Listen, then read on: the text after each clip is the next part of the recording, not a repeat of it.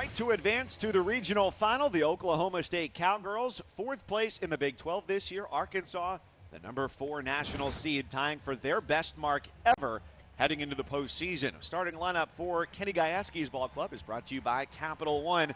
Huge day for Carly Godwin yesterday. Smacked a couple of home runs, drove in 5. It's the rest of the lineup that's going to need to come through today, because that 6th inning did wonders to erase what was a 4-run deficit for them yesterday against the Hoosiers. Well, they're going to have to jump out early. They're going to have to find a way, if possible, to be able to get on base and get those timely hits. Robin Herron, the junior pitcher from Tampa, 2nd team All-SEC. They did not need to call her name yesterday. The game only went 5, so she was able to watch and wait, and they saved their best pitcher here for what is the most important game of the season to date.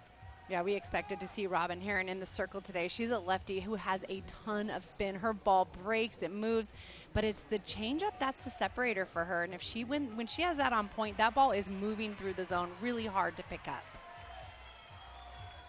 And she says even if she doesn't feel like the changeup is going well, coming out of her hand good in the 1st inning, she knows that Courtney Deifel is going to keep on calling it because that's her best pitch. So the speedy Megan Delgadillo in the leadoff spot here for Oklahoma State. She was hitless yesterday, but that is not always a harbinger of things to come, because they've won 13 times this year when she's gone without a base hit. But an elite base stealer if she's able to get aboard for the graduate transfer from Cal State Fullerton.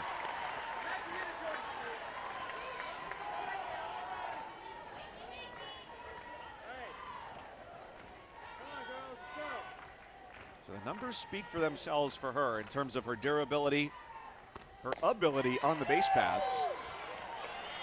She stole more bases this year than 71 teams throughout Division I. And you love having that at the top of your lineup, somebody that's able to see the ball, use small ball, but get on base and use her wheels. It gives you so many scoring opportunities. Laid down a great sacrifice bunt late in the game yesterday, too. And the count goes to 2-2.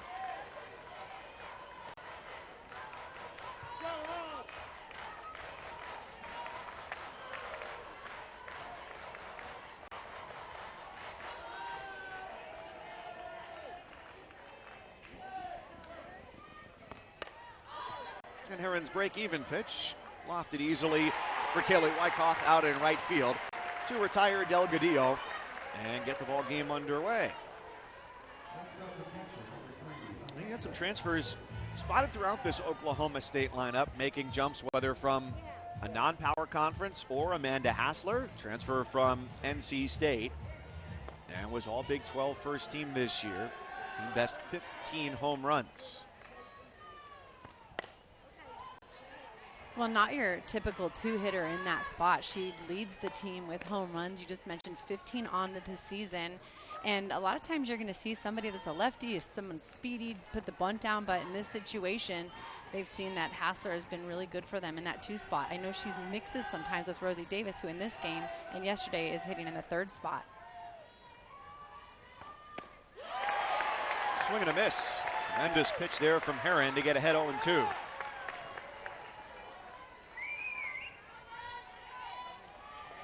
Now, the season-long ERA for Herron is impressive as it is at 2.50, but she got off to an amazing start. Her first 7 outings this year had a .42 ERA. That's 2 earned runs in 33 innings.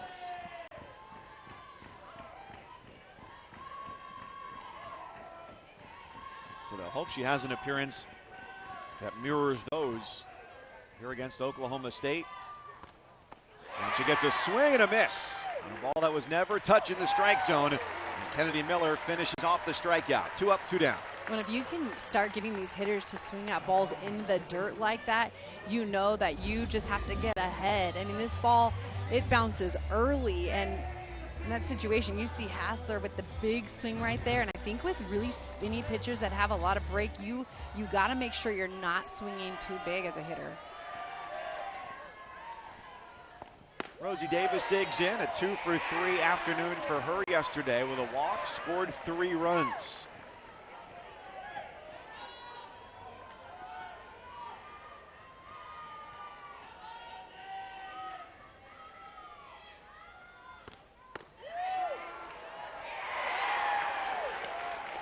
And there's that off-speed pitch. I think probably a little higher than Heron was planning that. She gets that called for a strike, but I think you'll see if she continues to throw that, she'll get settled in with it. She goes off the plate, gets a swing and a miss, and a 1-2-3 first inning for Heron with a pair of strikeouts. And Arkansas coming to the plate next. Bree Ellis' first plate appearance of the day. Oklahoma State and Arkansas, and the Cowgirls down 1-2-3. A packed house at Bogle Park here this afternoon. You got to dance, dodge, weave your way through that concourse with everybody trying to find the best spot in the house to check out this Arkansas starting lineup presented by Capital One. Bree Ellis, 1 home run shy of setting the SEC single season record. She and Courtney Day represent the Power Alley 3 and 4 in this lineup that scored 5 runs in the first inning yesterday against St. Louis and never looked back. Ruby Malin had the start yesterday as well for Oklahoma State in their come-from-behind win against Indiana. She wasn't at her best. She'd tell you that. Kenny Gajewski would tell you that as well. Went 3 innings. Yeah, she struggled a little bit yesterday. Did give up those 4 hits and the 3 runs. But I think it was the frustration you saw on her face. She is a pitcher who really works down in the zone well and then is able to use her rise ball. But it just seemed like her location was off yesterday. She was very frustrated. And if you look at the way that averaged out over 3 innings, she threw 62 pitches. I'm sure in an ideal world she'd love to be 6 to 10 pitches in an inning instead of 20 pitches per inning. Working through an Indiana lineup that was not an easy one to face. The best batting average and the best slugging percentage in the country. We'll see the Hoosiers later on today. Here to start for the Razorbacks, it's the center fielder Reagan Johnson. And how about this? There is no one in right field, and instead 3 defenders on the left side of the infield.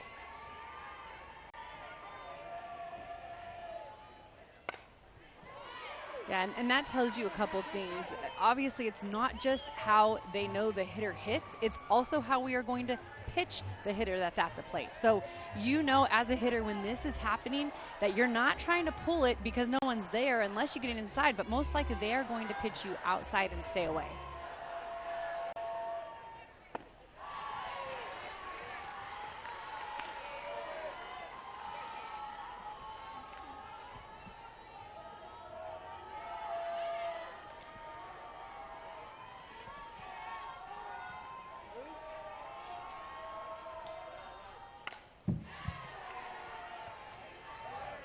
When you see Ruby Malin just throw her arm, she's trying to get that release point. We saw her when she was pulled out of the game yesterday in between innings while she was in the dugout. She's over in the bullpen, and she just kept shaking her head. She was working on that release point.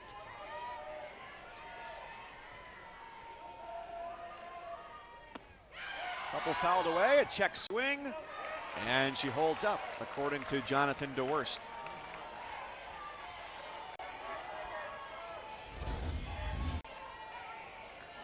As a drop ball pitcher, releasing on time is really, really important. And she talked to us about how she feels it off of her fingertips.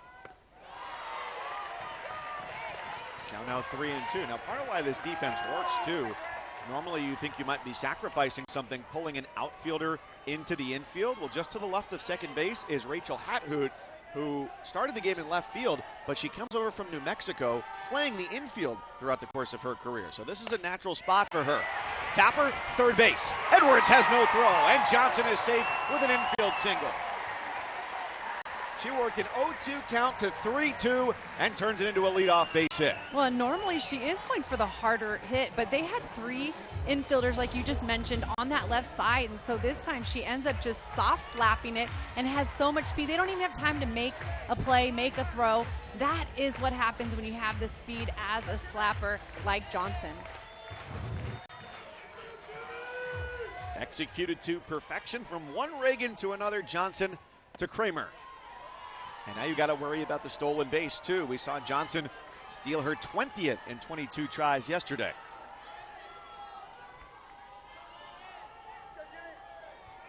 Kramer now in her senior season, 3rd-year starter in left field. After hardly playing at all, just 7 at-bats in her freshman year.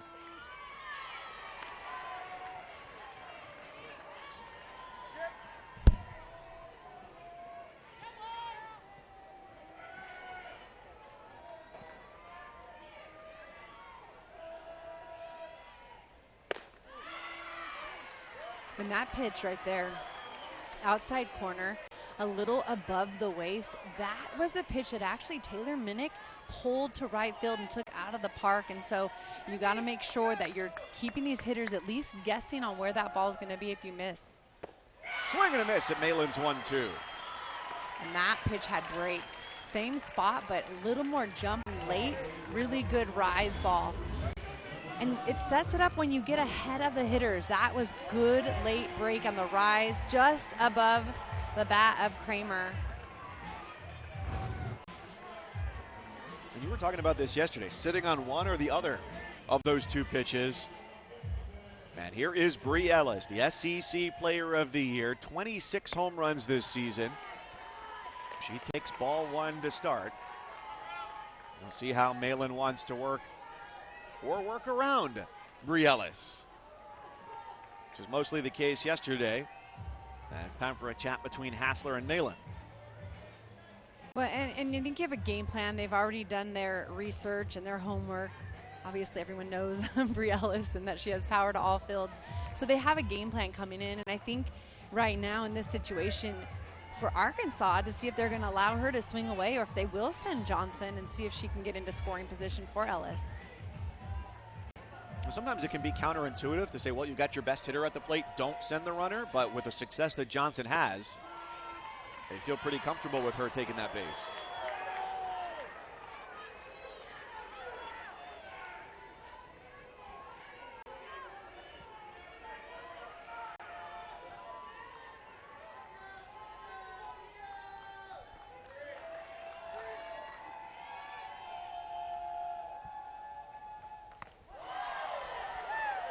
She gets just a little too under that pitch, shaking her head. And this is what great pitchers do, right? They bounce back. After the day that she had yesterday, I have no doubt that Ruby was saying, Coach, give me the ball. Let me have another shot at this. I want to settle in. I know I can lead our team. And it certainly seemed like yesterday, you know, she went down to the bullpen after she came out of the game after 3 innings, continued to throw, in part to stay loose, just to keep her body ready if she needed to come back into the game. And then that 6th inning blew the game open, and they didn't need her as Riley Crandall got the job done. Bree Ellis doesn't see much in the way of strikes. Sees 5 pitches, takes the walk, and it's her 3rd free pass here in the postseason. Well, if you're the Cowgirls, you're thinking, okay, nothing hurt in that situation. Infield still has the opportunity now to turn to, especially up the middle. So we'll see how they pitch against Day, but you know, nothing hurt in that situation. Courtney Day, the senior, first-year Razorback, yesterday extended her on-base streak to 16 in a row.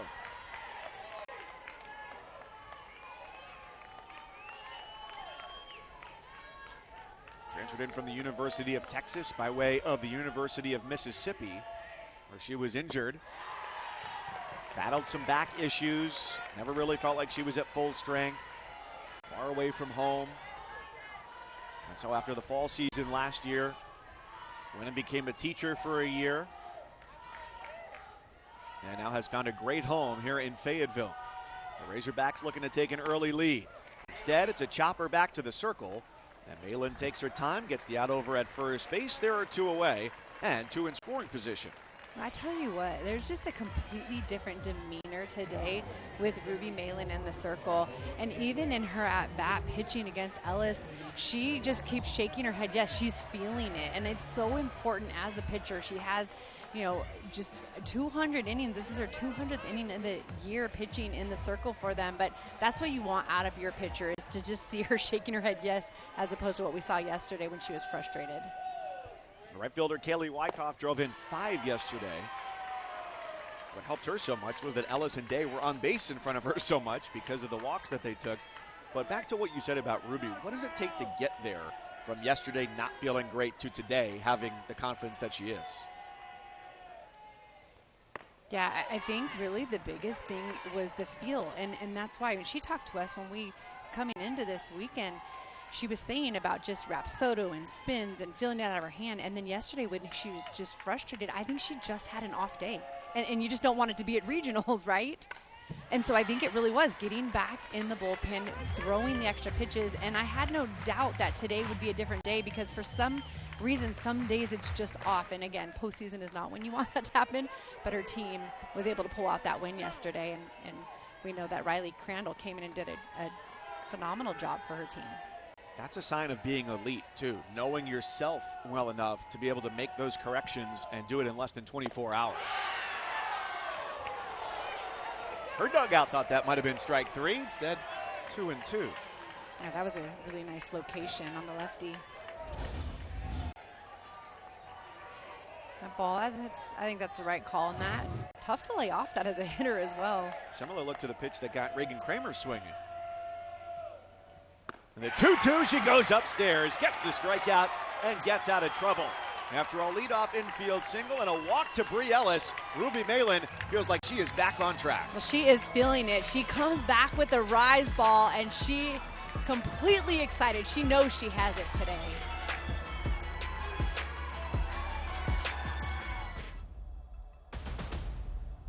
Oklahoma State says goodbye. It is the most appearances without a title. That's tough.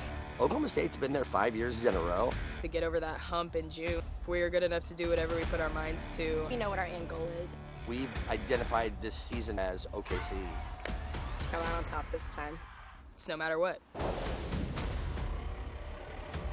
As we close in on the World Series, just a couple of weeks away, the first box on that journey was checked yesterday for Kenny Gajewski's club, trying to make it to the pinnacle of the sport for the 6th consecutive season, second longest winning streak in this round, only behind Arizona, which had an impressive win yesterday. Sydney Stewart, the former Washington Husky, with a grand slam to walk off Santa Clara, and a stadium that we all know is well known for the ball leaving the yard there in Tucson.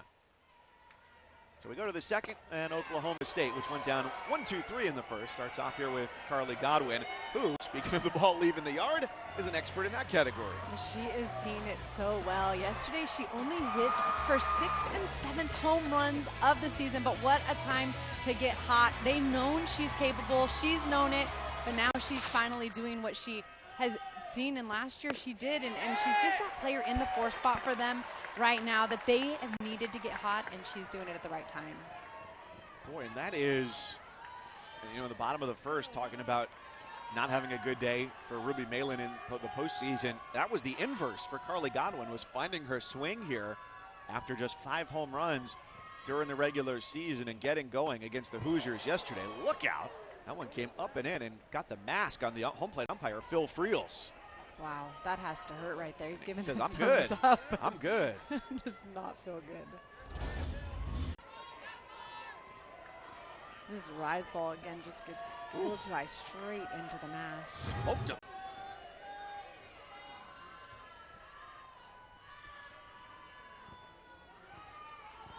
And we got time. It's a communication device issue, I believe, or at least a glove there for Kennedy Miller.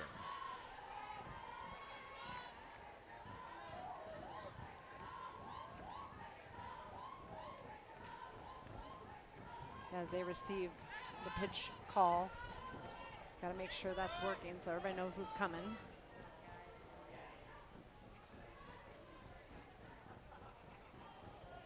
Aaron got ahead 0-2, 3rd time already in 4 batters before that one that came upstairs.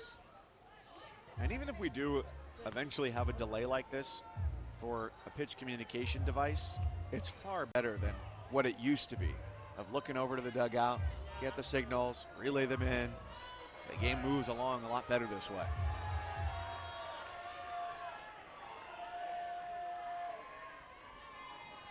Robin Herron has struck out 2 of the first 3 she's faced. She knocked down a couple of pins with that. Well, and I think this is the hitter they really do need to be most careful with right now. We saw the difference that she gave, and with her home runs, how she kept Oklahoma State within reach. Hard swing, and McDowell takes care of it over at third base. It's a really good location to be able to come in and get on the hands of Godwin, not letting her extend.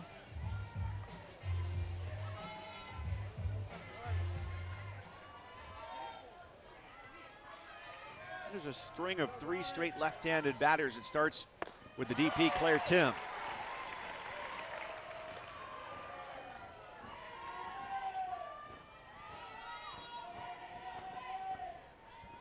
Started the day at 257. Last year, a 324 hitter. Was one of 5 Cowgirls a year ago to hit at least 10 home runs.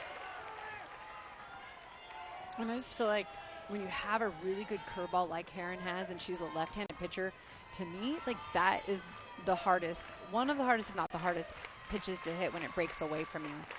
How come? Because you're thinking, okay, the ball's coming on line, I'm going to swing, but as a lefty, the ball actually, the way it's breaking away, I guess it would be the same a right-hander that faces a right-handed pitcher that has a really good breaking curveball.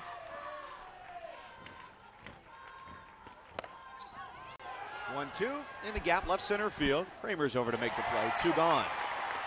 All 5 retired for Robin Heron.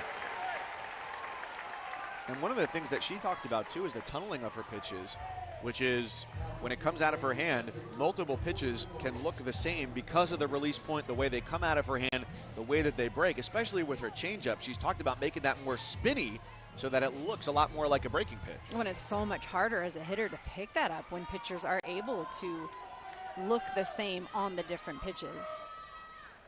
Oh, it can make you look silly because you think it's something coming in at high velocity.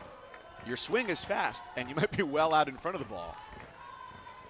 Yeah, it's really just as a hitter being able to pick it up out of the release point and track it, and as well as picking up what spin is actually on the ball.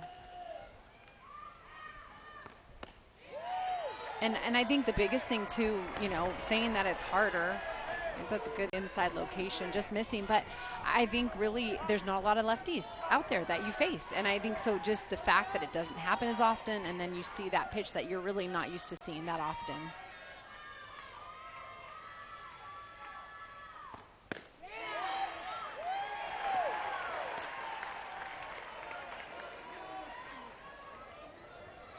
Talon Edwards, the junior third baseman out of Moore, Oklahoma.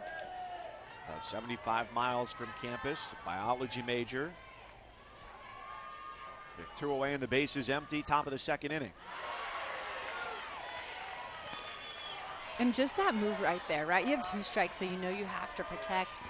Or, excuse me, sorry, 1 strike. But you saw that she was able to hold back, but she almost wanted to go for that. And that ball's not even close. It's in the dirt. Now 3-2. Well, what does that tell you?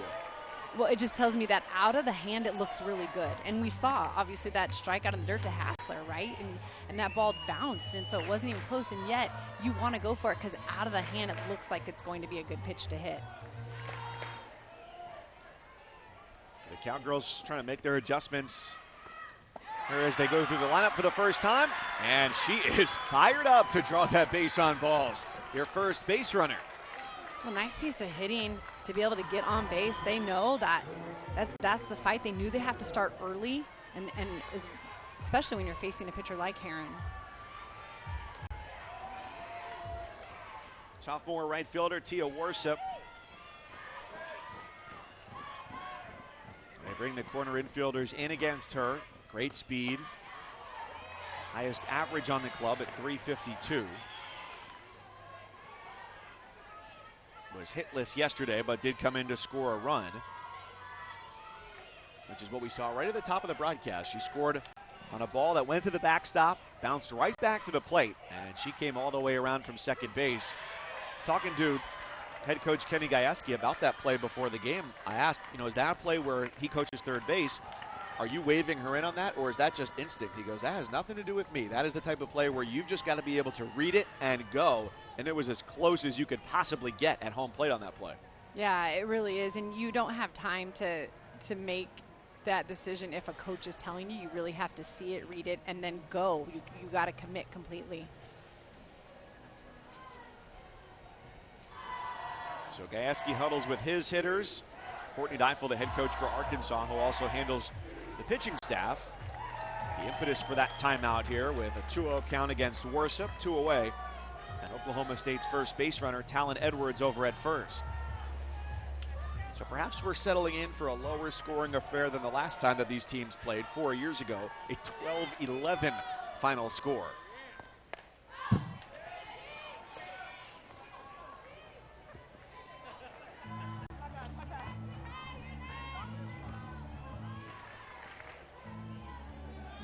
Imagine the emotions he felt yesterday. They go down 2-0, 2 batters into the game, end up trailing by 4, and pound out 7 runs in the 6th. His team picked to win the Big 12 this year and finished in 4th place. Worship on a 2-1, delivers it on the ground, second base, and the inning is over. So Heron Reed takes control and turns it back over to her offense, Ella McDowell, to lead it off for the Razorbacks. Well, if there's something important to know about the postseason, you're a fan heading out and about, you better hydrate. Better get your long sleeves ready. You better get your sunscreen ready because we're playing in some warm weather places, but also going out west as well. LA, Tucson, and Eugene, Oregon. So your 15 and 16 seeds, Alabama and Oregon with some tough draws. How about LSU yesterday? A stunning upset in Baton Rouge. North Florida gets a win over the University of Virginia. And Jordy Ball of Nebraska started her career at Oklahoma, goes 20 wins and 20 homers, continuing to make history. Yeah, everybody knows Jordy Ball can pitch, but the fact that she has 20 home runs as a hitter is just phenomenal. And yeah, LSU with that loss at home, I don't think anybody would have tabbed that for day one. That's the thing. You'll know that there's always going to be a stunning upset somewhere, just not where it's going to happen. But that's a Southeastern Louisiana team that they lead the country in triples, stolen bases. So if they get on, they really make it scary for the opposition. And they've held back some of their best pitching, too. Meanwhile, we mentioned those 15 and 16 national seeds, Alabama and Oregon. The Ducks were a winner yesterday, 8-0 and 5 against Weber State. But today is where the tests really come in those winners bracket games like we have right here. And underway at the Rhodes House in Tuscaloosa, Alabama and Virginia Tech. And it was Virginia Tech out to an early lead, but Callie Hevlin with a 2-run homer gives the Crimson Tide a lead in the bottom of the 4th inning. Oregon later on today will face their big test against Stanford. When you mentioned Hevlin, and I think it's those big-time name players that have that experience that really are the ones that know how to get it done when it matters the most. And so I'm not surprised to hear that name making a difference. Well, and add on to that tally now, it's 4-2 Alabama, doing it with younger players too. The speedy Audrey Vandegrift just delivered an RBI single, so it's 4-2 Alabama. And this is, I think, some of the game we expected here. Bottom 2, the 2 best pitchers for both teams, and just 1 base hit between them so far. Yeah, and that's why every day is a new day, an opportunity to just get the ball back in your hand. And just seen a really good start out of Ruby, and just can tell she's feeling completely different.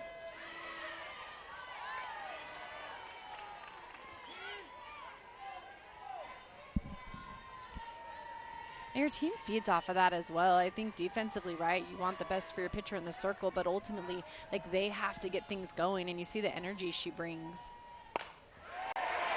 Base hit left field. Kennedy Miller comes through, going after the first pitch. Not a bad idea. That might be the best pitch you see in a plate appearance sometimes against Ruby Mailer. Yeah, I agree. I think you have to be able to pick out the pitch that you are going to get. This one, a little drop ball that's really just underneath the belt. So nice piece of hitting. The ball is still moving and breaking, so you got to catch it a little bit before it does have that drop on it. So good piece of hitting by Miller. Does that change, knowing you're facing a drop ball pitcher, where you stand relative to the pitcher in the batter's box? Yeah, you'll see some hitters. They'll either move up closer or further back, deciding either to say, hey, I'm going to make her elevate her drop ball, right? If you go further back on the plate, usually they are thinking they have to, in order to get the strike over the knees, they have to be able to elevate it a little bit. Gives you a little longer to decide and lay off that pitch that's going underneath your bat. And again, you move up or back, but with a pitcher that's throwing high 60s, low 70s, I think the idea would be it's a little easier to go back than up. And who's 6 feet tall on yeah, top of that, so her true. release point is already closer to the plate. She's ahead 0-2 here on Riho. Wanted to see if she would chase a rise for the 2nd time in a row. The shortstop holds back.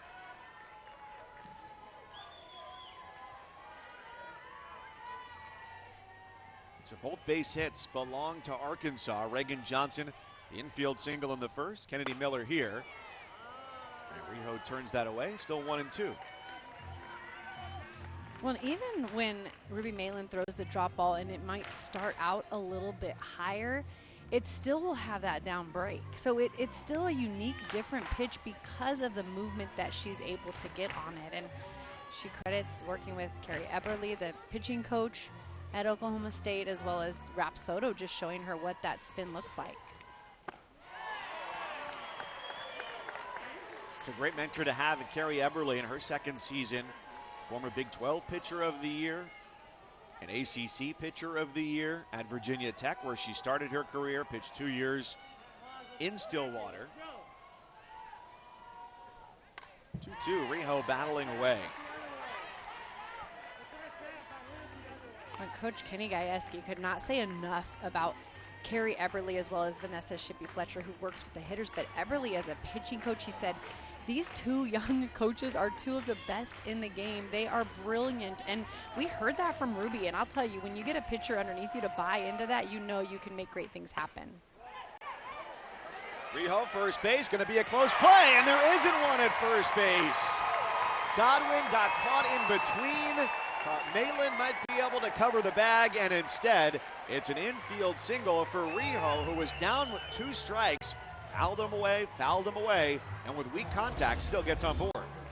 Well, this is a miss-hit ball out in front, that drop ball going in the dirt, and because Godwin goes over so far to her right, there's just not enough time to be able to get back and make that play. Malin frustrated at that, and I think she's probably telling herself, I just got to get there a little bit quicker and just got to sprint as soon as I see my first baseman off the bag. I'm not sure they would have had that play either way.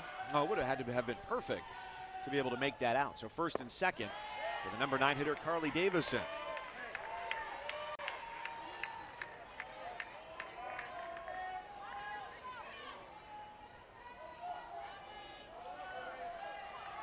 First-year transfer from the University of Utah, the California native. Goes after the 1-0, chance for 2. Edwards steps on the bag, throws across the diamond, and Ruby Malin gets out of a jam again. Well, we saw it in the 7th inning yesterday. A ball hit up the middle that turned into a double play. That ended the game, and this ends the Razorbacks' threat in the second.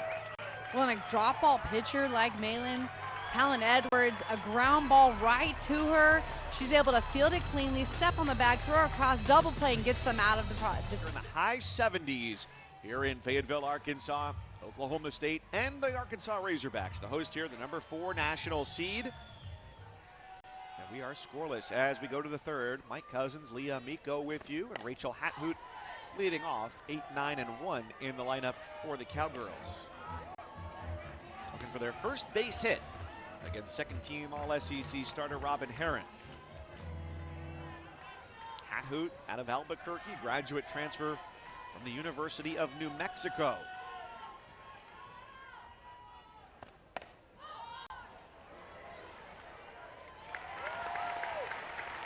She's out on just a couple of pitches. The Women's College World Series returns to Oklahoma City. The action starts Thursday, May 29th, noon Eastern on ESPN. For more information on the 2025 Women's College World Series, go to NCAA.com, the official online home for all 90 NCAA championships. Folks are gobbling up that gear here on the concourse inside Bogle Park. Tell you what, it is a great, elite atmosphere here. Yeah, such a beautiful day, and love just seeing the fan base come out. Outfield fence just scattered with so many fans out on the berm. Yeah, I was happy we just got a good parking spot today. We got here a couple hours early, but Yeah. folks lined up for when the gates were open to get their seats here. And if it's anything like yesterday, the opportunity to catch a home run ball or two. 3-0 to Megan Bloodworth.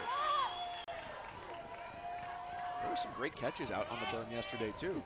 It was a perfect spot to be out there yesterday. I don't think anybody who caught a ball was even wearing a glove. It was just, I'm winging it. If I have to go to the ER, so be it. Well, that was an un-Herron-like sequence there as she misses 4 in a row to Bloodworth, puts her aboard, and it goes back to the top of the lineup for Delgadillo. When you wonder if Delgadillo, with her speed, we saw her lay down a nice bunt yesterday, if she'll try to do that with Hassler behind her in the power, try to move the runner that just got on by the free pass. But Ellis has to hold the bag over at first base, so it's McDowell who comes in, and Delgadillo gets underneath that first pitch. And she showed it a little earlier, so more of a sack than a drag bunt in that situation, knowing, hey, we got to take our opportunities when we can. When we get runners on, we've got to find a way to move her to second base.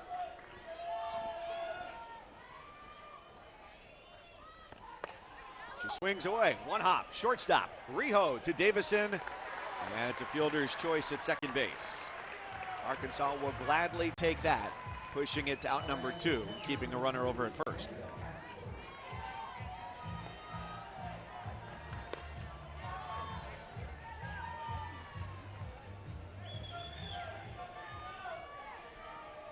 Two out, power hitter at the plate. Similar situation to what we saw earlier with Reagan Johnson and Bree Ellis. Would you send Delgadillo in this spot?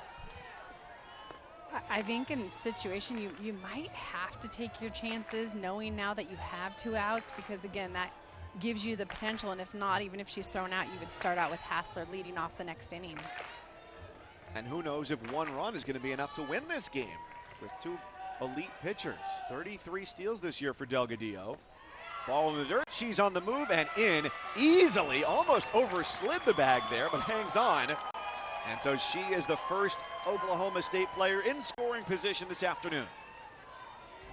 Yeah, and I think you're going to give yourself those chances, but the fact that as soon as this ball was in the dirt, that's a no-doubter. Plenty of time to get there, like you mentioned, almost a little too far, but able to hold on to that. 34th stolen base of the year for Delgadillo. A native of Riverside, California. I mean, 51 more than the next player is jaw-droppingly good. I mean, it's not a surprise when she's going, but the fact that everybody knows she does that and she still does it is just phenomenal. 1-2 to Hassler. And she gives this a ride left field, hit well and off the wall. Delgadillo's automatic to score. And it's 1-0 Cowgirls. Hassler with the RBI, smoked off the wall in left field. Well, with 2 outs in that situation, that is what the difference is made with her speed. Being able to get to second base when they were not able to advance in the last when she put the bunt down. But this hit is why Hassler in that 2 spot is so deadly, because she takes this ball off the left field fence. What timely hitting in that situation.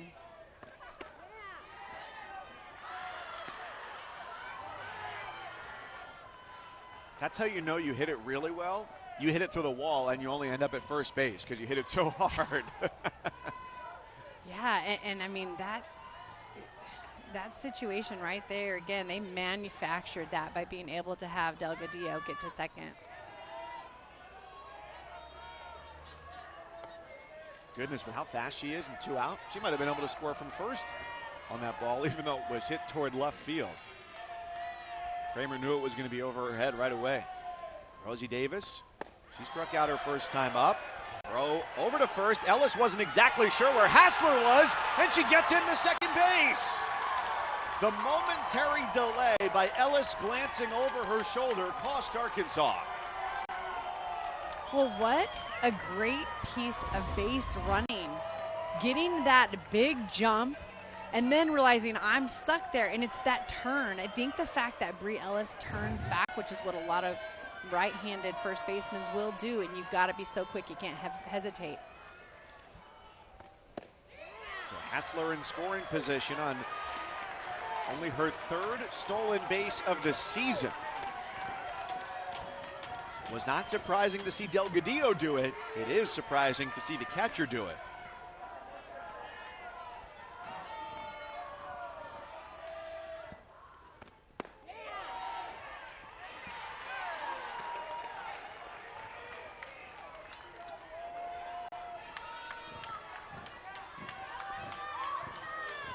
When Heron came out just firing, moving the ball so well. And I think the second time through the lineup, you got to find different ways to get these hitters. That ball. Some drama at home plate with Phil Friels and a slightly delayed strike call. Yeah, and I think Rosie's thinking that felt high. It looked a little bit high, but it seems like that's the pitch that Friels has been giving behind the plate. 3-2 with 2 out. And it's a called strike 3. Heron rebounds after giving up the run. Picks up a backwards K, her third strikeout. 1-0 Oklahoma State. Well, it is worlds away, literally decades from when the NCAA Division I Women's College World Series started to what it has become now in less than 2 weeks. That will be underway on ESPN. Arkansas is the number 4 national seed. That matches their best ever here in the NCAA championships. And the stakes are high because the precedent, all 19 teams have gone to supers, which Arkansas has not done either of the last 2 years. And only 3 of those 19 teams have even dropped a game here in regionals. And coming out of the gates in SEC play, it was not a certain path for Arkansas this year. They were 1-5 in their first 2 series. And then in their next 6 series, they won 13 out of 18 games. And in those 6 series wins, too, they scored almost 7 runs a game. Yeah, and you like it when your bats are hot and they're working, and it seems like they've been on that upswing here in the postseason. Johnson reached on an infield single her first time up, but this is right to Malin, who retires the speedy center fielder. But Coach Deifel talked to us. She knew, like, the fact that if they did match up with Oklahoma State, even though what others would consider a down year for them, she knew they have experience. A pitcher that Ruby Malin is in the circle for them, and just knew that it is going to be a battle. And so I think you want to see your hitters be able to respond, especially this inning after going down a run. Well, it'll be fascinating next inning. We're going to talk with Kenny Gajewski. We're going to talk with Courtney Deifel about what they're seeing and the adjustments as this game goes along. Oklahoma State putting up 1 here in the top of the third, and now Arkansas with the top of the lineup, where 2 of the first 3 reached in the first inning as they try and answer. One other thing to keep an eye on here, too, as they go through the lineup the second time, is what adjustments do the hitters make, and also what do the coaches think about how their pitchers are doing, seeing a lineup for the second or maybe the third time later on in the game. Yeah, I agree. I think it's really going with your gut feeling. You can have a plan coming in, but you really want to see how the game is working out. And you can have a pitcher like Malin, and she's continuing to attack these hitters. I think you want to stick with that. I think it gives them a little confidence. Yesterday, Riley Crandall came in, was able to get the win yesterday for Oklahoma State, and came in when Ruby was struggling a little bit. She did give up a 3-run home run, but after that she had 3 straight innings, just 1, 2, 3, and so really settled in nicely. Kramer takes a strike, and it seems like right now the hitters are having difficulty discerning where the edges of the strike zone are.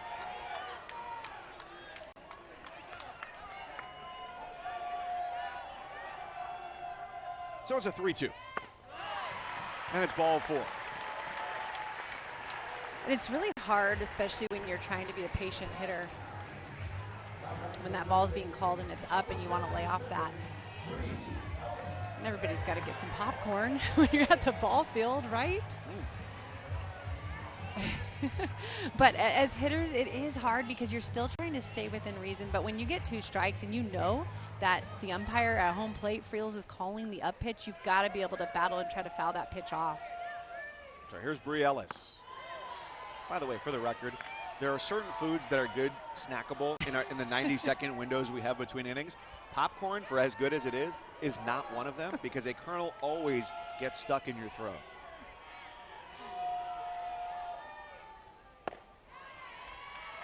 Ellis so far hitless here in this NCAA tournament, but has not seen many pitches worth swinging at either.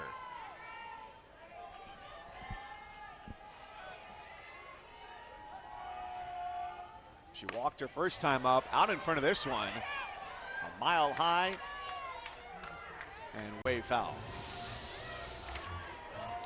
When they were coming up and in with the rise ball and then just trying to take away extension for her. We saw the mix of the rise ball, and then at that point, way outside. So they didn't give her anything close to hit besides early in that at bat.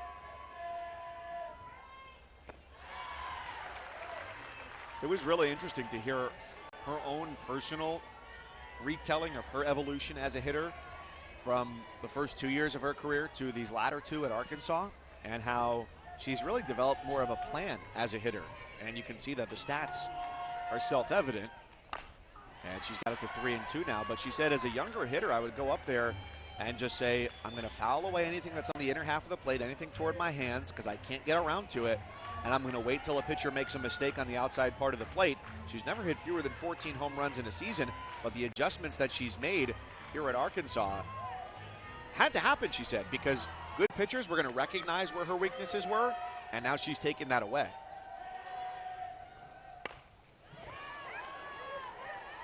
Yeah, I agree. You get to that highest level and you see how they're trying to hammer that inside part of the plate still, because so much of her power really is when she's able to get to full extension. And so part of that is saying, okay, can I set it up? And then can I try to somehow be able to get her just a little bit enough on her hands?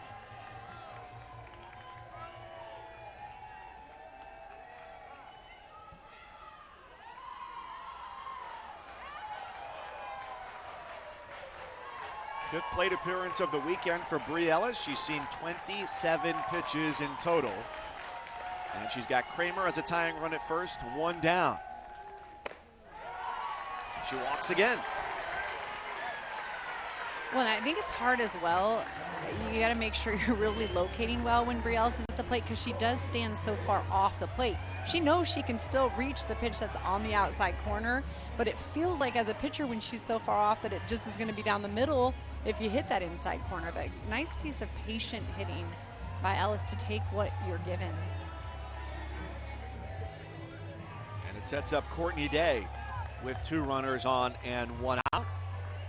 Ellis has hit 26 home runs this year, but Day, in a rejuvenated year, has blasted 16 of her own. He's late on the first pitch.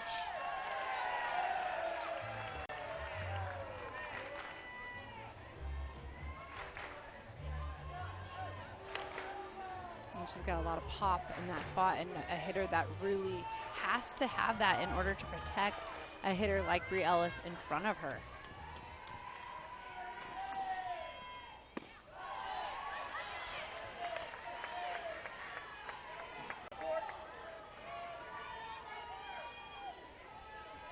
You look at those numbers and just getting on base, that RBI, so it's the top of the lineup getting on base, and then Bree Ellis, Courtney Day, the 2 that have come through clutch.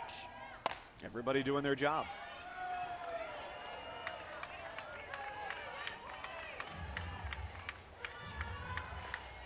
It's not unique to Courtney Day, but it is always funny to hear who it is on the team. Gets called Grandma as the oldest one, especially she took the year off last year from playing college softball in the spring when it became a teacher, and found a good fit here, really embracing it in her last go-round.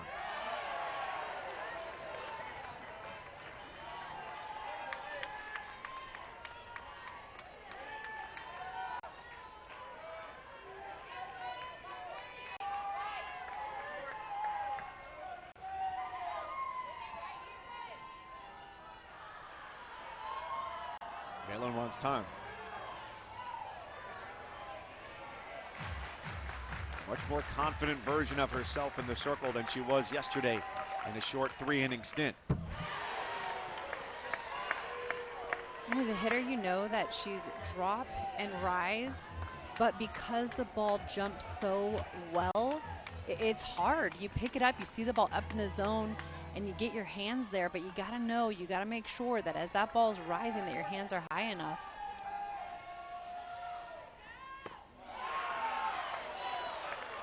And that preceding pitch before that one, I think that might have been the highest rise that she's thrown all afternoon. Yeah, it's just breaking so much more today than we saw yesterday. It was much flatter yesterday. Her fourth 3-2 pitch of the day. into the gap, right center field. Delgadillo's got the catch. Quick throw back in. Nearly a second inning-ending double play. Reagan Kramer testing the limits of how far she could wander off of second base. Well, I'm a little surprised that Kramer, I mean, she was taking off, and it took her a long time to recognize she thought that ball was dropping in, and as soon as you see the speed of Delgadillo getting there, she does a nice job. I mean, the idea is you get off as far. She was thinking, I'm scoring, but she does a good job of getting back and not getting doubled up.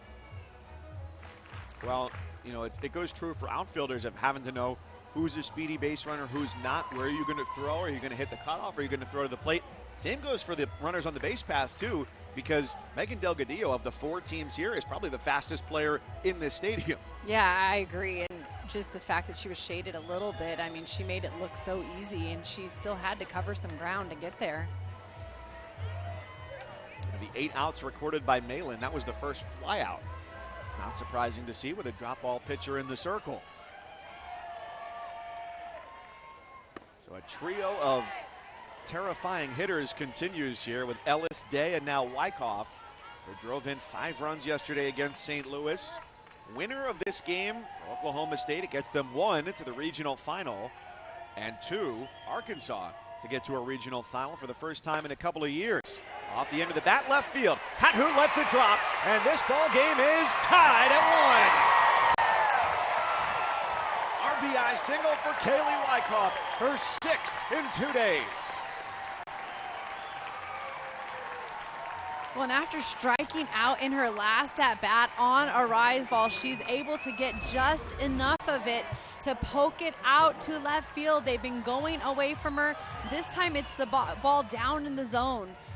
And really nice piece of hitting. And we saw that well-hit ball by Day, and that gets caught, but then this ball drops in. And that's a no-doubter. You're going all the way on that. Big smiles for Wyckoff.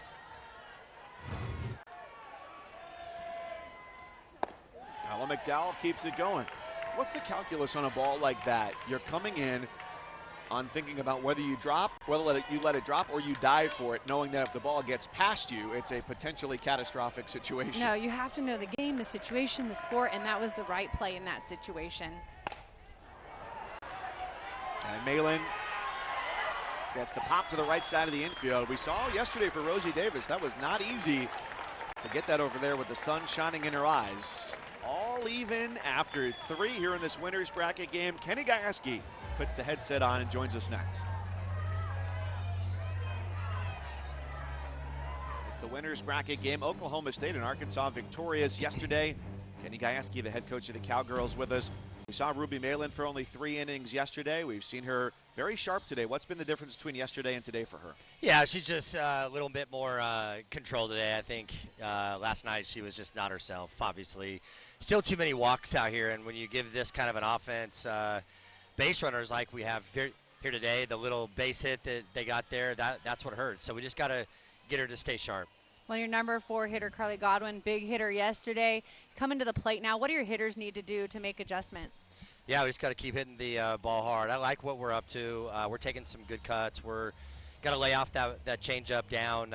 Things nasty. So we got to just keep plugging along here. And, you know, when we're looking for the right spot, we got to go. You know what I mean? That's the thing. Like, she doesn't miss a whole lot. So when she does, you got to make her pay. Thanks, Kenny. We appreciate it. All right, guys. Thank you.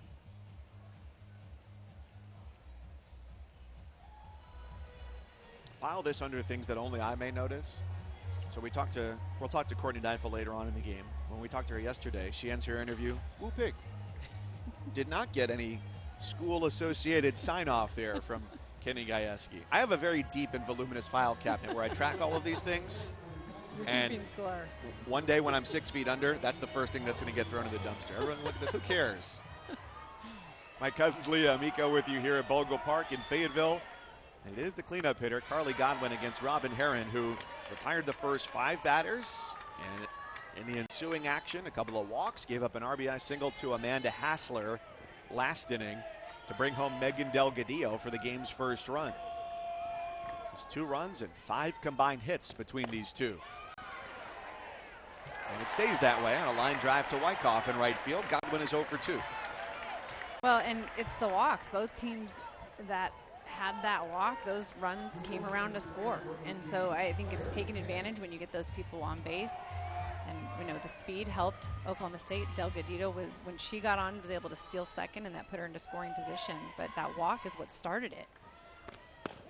And it's emblematic of what happens when the stakes get higher, when the competition levels up, is that the mistakes are magnified and you can pinpoint where the game turns in one moment or one smaller play. Where yesterday, Arkansas, for example, they got walked, 4 times in the first inning? There was a lot of wiggle room there, and what ended up being a 10-0 win in 5.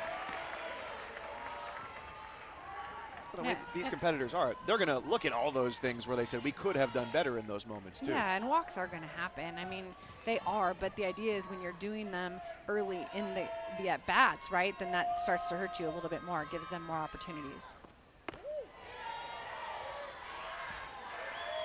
2 balls and a strike to Claire Tim, who's 0 for 1, flat out to left field. Winner of this game plays in the regional final tomorrow and will need to win just 1 game to move on to Super Regionals. And then the loser will play an elimination game later on today following our second game between Indiana and St. Louis. Well, and this is an important game to win. I think to get into that winner's bracket and only have to win 1 tomorrow, because you know that if something falters and you did lose, you still have another opportunity, right? And if you lose, you obviously have to claw your way back to get there tomorrow. But I think between these 2 teams, they both know what's at stake. And if you win, you're the more well-rested team going into action tomorrow, too. Well, it just puts more pressure. You know, I think you might press a little bit, and that idea, coaches know we want to stay relaxed. You want to stay just on aggressive mode, but it does. It might get you on your heels just a little bit.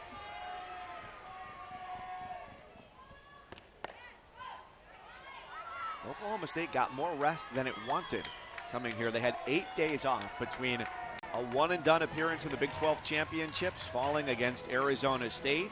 They got away for a couple of days, a retreat that they've done for the last 4 or 5 years. Just the team, a couple hours from campus, a lot of bonding activities there, and then got right back to work, awaiting their fate in the postseason. 2 trips to the plate, and Claire Tim, 2 flyouts to the outfield. Well, Coach Gajewski just talked about just not having as great of a showing at the Big 12 tournament. You know, he just said for some reason we struggle in that, and that retreat has been something that they've looked to kind of reset and refocus and remind them now is a new season completely.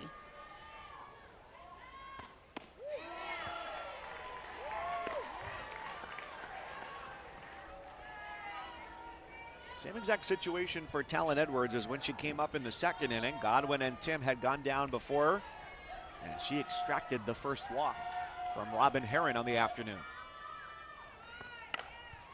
And this time turns it into a base hit out into right field. Oklahoma State's second base hit. See what they can put together here with 2 out in the 4th. Yeah, Talon Edwards, a junior, has experience at the Women's College World Series, played some left field for them. He's playing third base the past 2 seasons. And so she's an athlete in that middle of the lineup, getting things going for them.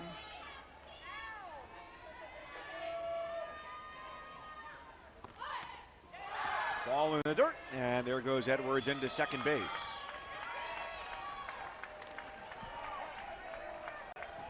That's a pass ball. Charged to the catcher, Kennedy Miller. We saw 2 stolen bases last inning. Delgadillo came around to score, and now Worsup could do the same for Edwards at second base. 1-1 game, top 4.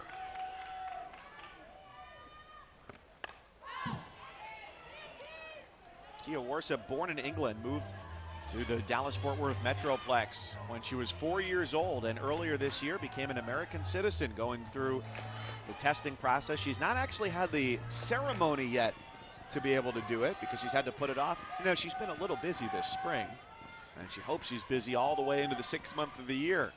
But it became a really fun team bonding activity throughout the course of the season because they give you, she said, 100 practice questions that you might have to answer you only get 10 on the quiz they give you, and then you only have to get 6 of those right.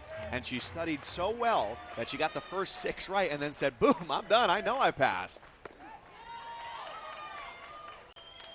That was a close play there at second base on the throw behind from Miller.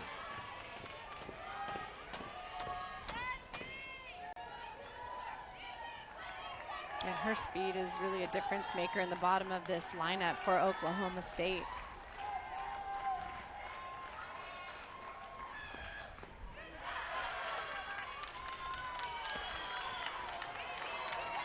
We've seen quite a few balls in the dirt with that drop ball. So behind that plate, Miller, she's definitely got to be a wall, not allowing them to advance any further. 3-2. They'll do it again. And the hitters have done tremendous work getting deep into counts. This is the 11th 3-ball count of the game. 6 on one side, 5 on the other. Really working deep into counts, making the pitchers work. Warsup with a second 3-2 coming her way. And she grazes the bottom side of the ball.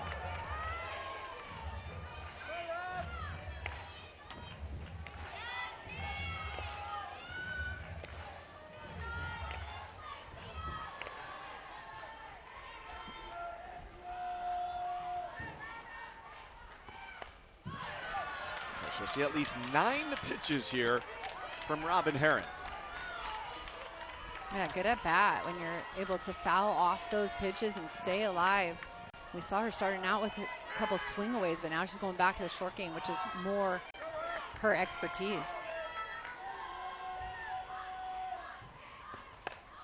Popped up. And McDowell couldn't find it in the sun. And I tell you what, I think in that situation, Kennedy Miller at home plate needs to run and help out her third baseman, because if she's coming from a different angle, I think she's able to see that ball and take it. It was in between both of them. I think she thought McDowell would just have that ball. We saw some issues yesterday with the sun as well against Oklahoma State. So another chance for Warsup on what might have been out number 3. She hits it hard to right field, and Oklahoma State takes the lead. Warsup, speed, burning up the base path. She's into third with an RBI triple.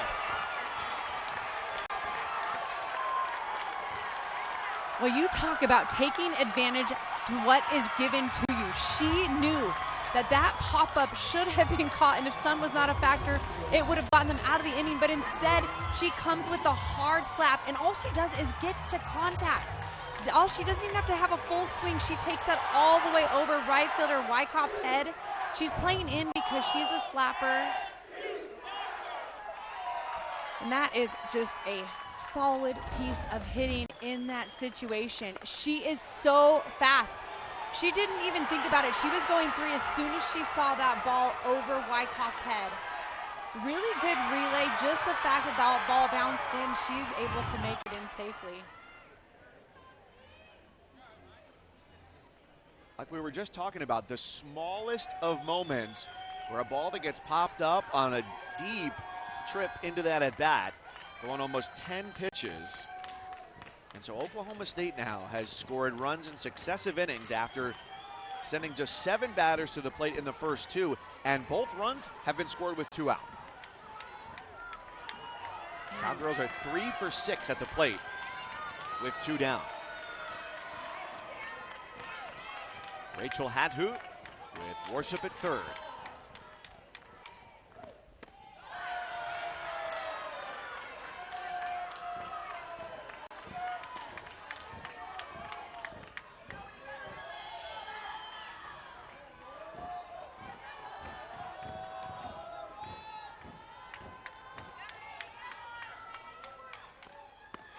And there's just something as a hitter, you know, we saw that long at bat and her able to face so many pitches and foul them off, and then to get away with that dropped ball because of the sun.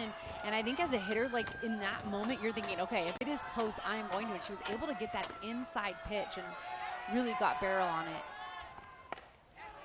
And Hadhoot out to the left center field. Alley on the run. Reagan Johnson, she can't can't bring it in. Hadhoods into second base safely. 3-1 Oklahoma State. 2 plays in successive at-bats that could have ended the inning and gotten Arkansas to the plate in a tie game, and instead, it's a 2-run lead. Well, Johnson in center field so quick and got a good jump on that ball. She comes across and she lays out, and it looks like that is going to be a clean catch even though she's going to the ground. But this is why off the bat, as soon as she pops down, that ball is not able to remain in her glove. And as a hitter, that is exactly what you do. You are taking 2 right off of contact.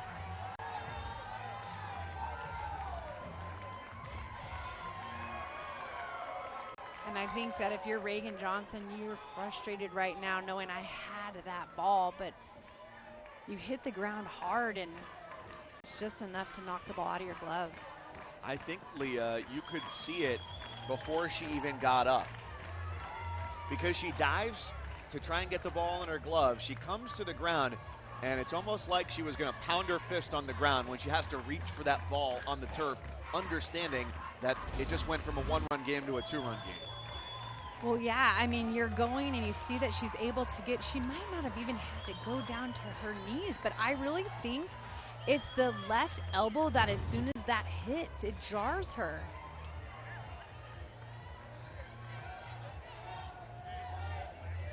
And you remember yesterday, Oklahoma State had a very similar play with Megan Delgadillo diving for a ball in center field. They challenged that and ended up losing that challenge. So after what was more than anything a defensive-focused visit to the circle there for Arkansas, Oklahoma State sends its 6th batter to the plate, Megan Bloodworth. All 3 of their runs scoring with 2 out. This is routine to right field. And the inning is over. 3-1 Oklahoma State, middle of the 4th. The leader of the Razorbacks, Courtney Deifel, will chat with us when we come back. It's 3-1 Oklahoma State. The Razorbacks coming to the plate in the bottom of the 4th inning. Their head coach, Courtney Deifel, joins us for a couple of questions here at Bogle Park. So for the Cowgirls, all 3 of their runs have scored with 2 outs. What's been the difference between getting out of the inning and the inning continuing so far? Well, I think in that last inning, I think we had plays to make and we didn't make them, and it just kind of opened the door. And then we just need to respond better when that happens. So they're putting pressure on us. We expect that. We got a lot of game left, so we just got to keep punching back. What's your message to your hitters to be able to jump out on top right now and respond? I think stay the course. Stay the course. Be ready to attack when it shows up. We know what she's going with, and we just got to put better swings on it. So we got a lot of game left. Appreciate you, Courtney. Thank you. Thank you. We pick. It's going in the file. I really do now have to think about our second game. Do we get anything from Indiana or St. Louis as far as sign-offs go? Yeah. I know. It's going to be a challenge. We'll have to see. It's a battle in your head. I know. It's really it's really invigorating. Everybody's locked in on that. There are the Billikens, champions of the Atlantic 10, and the Hoosiers waiting their turn. A disappointing start to their postseason yesterday. Had a 4-run lead against Oklahoma State. Gave that up in a 7-run 6th inning. But as there's a lot of ball to be played left in this game, there's a lot of season left because it's double elimination, so a chance to work their way back. But the loser of our next game has their season come to an end. The winner here plays tomorrow and needs just 1 win then to move on to Super Regionals when the field goes from 64 down to 16. That's off of third base, over to short, and throw to first. Oh, Edwards, Bloodworth, Godwin, what a trio on the infield. Well, and yesterday, I feel like the difference maker was the defense for Oklahoma State. They went down with a couple, with 3 home runs actually, but defensively, when they were able to make the plays, they did just that. This situation, hard hit ball down to third baseman Edwards, but I love the fact, and you can see Bloodworth was up the middle, but she comes over, and what a scoop by first baseman Godwin. That really is the finish of that play. Hardliner center field base hit. Natalia Rijo, she is 2 for 2 out of the number 8 spot. Can't highlight this defense enough, though. They ended the game on a double play that was off of Bloodworth's glove yesterday at shortstop, going to second base. And you got to know when you're playing behind Ruby Malin and you're on the infield, you're going to be in the action every inning. Well, yeah, it's so crucial. In this game, they talk about it all the time. It's momentum, and that just fires you up. Now the question here in the fourth for Arkansas, can they avoid their fate over the first 3 innings, which has been leaving runners on base? They've stranded 5 through the first 3 and gone just 1 for 6 with runners in scoring position. 2-0 in favor of Davison. Yeah, and Wyckoff was able to get that RBI last inning and respond once they went down. And you do like to see that. When obviously you're punched, you punch back. But this situation is really big for them and important for them to respond in this inning with the top of the lineup coming up after Davison.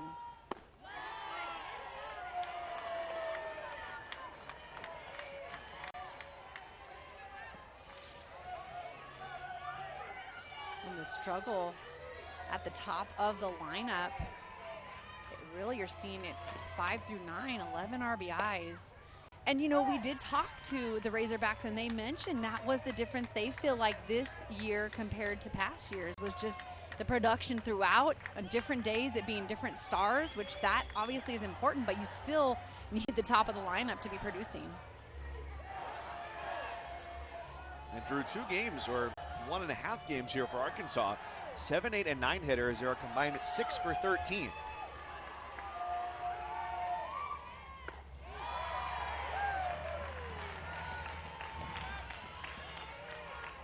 I think you mentioned it. It really is a matter of finding a way when people are getting on base and not leaving them stranded. It's putting hits together and finding ways to bring them around.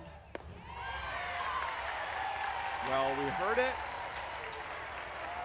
as it pertained to Arkansas giving Oklahoma State chances. The walks coming back to hurt, and it happens here against the 8 and 9 hitters. A single, a walk. You go to Reagan Johnson at the top, who's had 2 very competitive at-bats and is 1 for 2.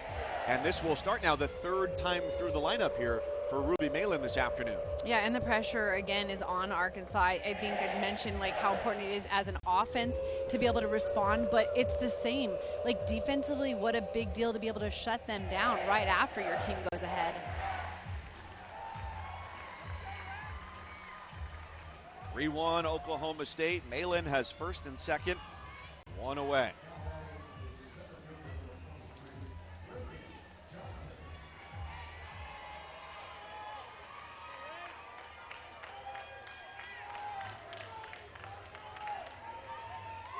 Best ERA in the country this year for Ruby Malin, the former All-American. On the ground, third base, Edwards over to first. The pressure mounts in that moment with the speed scorching up the first base line. And now 3rd time through the lineup, the numbers will show no matter who you are in the circle, hitters are going to be better against you the 3rd time. So they've got Riley Crandall warming up. Yeah, I agree. I think it's important to be able to have her on deck ready to go if these hitters start putting it together and making those adjustments off of Malin as well as she's been throwing. Arkansas has had a runner in scoring position every inning. 2nd and 3rd, 2 out for Reagan Kramer.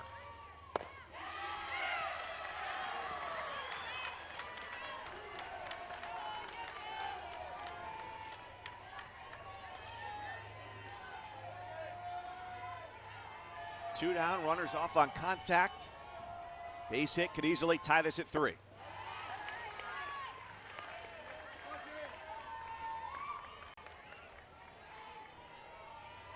biggest supporters out there in left field. Kramer's corner. She'll talk to them between innings.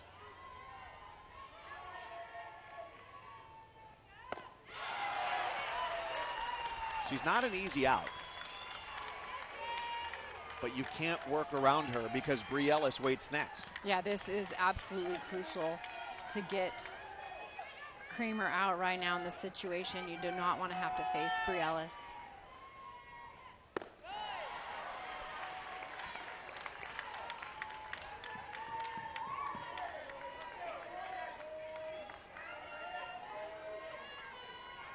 Not an ideal ratio for Ruby Malin. She's walked 4, struck out 2. A 2-2. Stopped by Hassler. 3 balls, 2 strikes. Well, and I think the country would love to see Bree Ellis, one of the best, if not the best hitter in the entire country, off of a top pitcher, Malin, and the bases loaded. We'll see right now if she's able to get Kramer or if they're able to make that happen.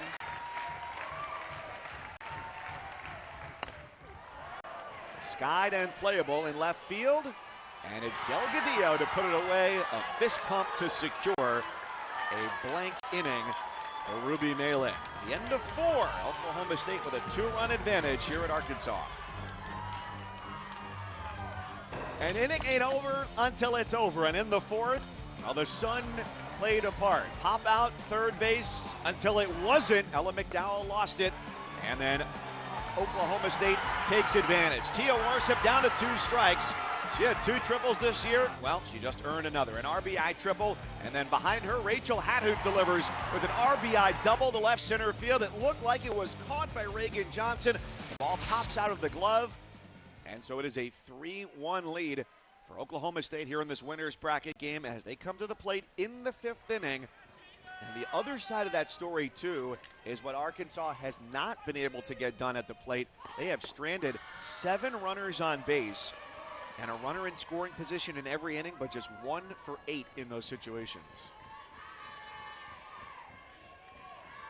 When you see the offense, just the difference of them exploding, and that's what we saw yesterday against Indiana. They just really, as the game goes on, more at-bats, they start to string it together. They're seeing better pitches. They're putting better swings on it, and I think that's a sign of a good team that makes quick adjustments.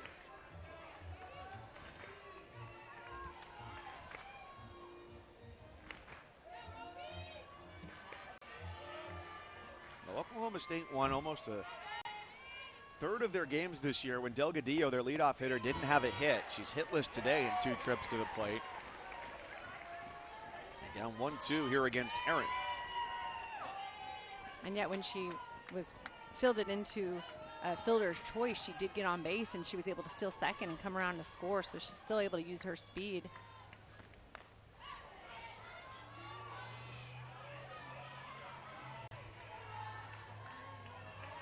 She loves playing in Stillwater so much, even though she's from Riverside, California. She says, I got 1 year here, I'm staying. I want to be a Stillwater resident after this. Yeah, and this hurts. That ball right into that shin.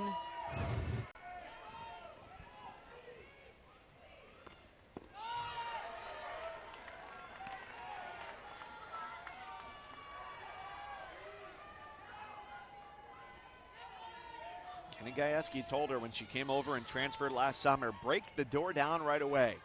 Let everybody know who you are. She's done that both with her play and inside the locker room. Well, and she said that if he hadn't told her that, she probably would have come in and tried to fill everything out and see where she fit in, and instead she felt like she was able to step right into leadership. And she's aboard for the 2nd time. So the winners of yesterday's games playing in this game, Oklahoma State 5 better than Indiana. Arkansas the run rule win over St. Louis. A win today, it's a 3 Central first pitch tomorrow. So you're looking at 24 hours of rest, if not a little bit more. And then an elimination game follows, also on ESPN+. The Hoosiers, the Billikens. The loser of that game is done. The winner of that elimination game will face the loser of this game. Probably somewhere in the neighborhood of, if everything goes according to plan, about 6 Central. The other thing about Megan Delgadillo, too, is she says, I know how to get to people. And in a little bit of a mischievous way, too. I'll poke you, and right when you want to pop me in the nose and tell me to shut up, that's when I'll back off, and then we'll become friends. Well, they talked about Claire Tim. They call her Claire Bear, and she's like, I poke the bear.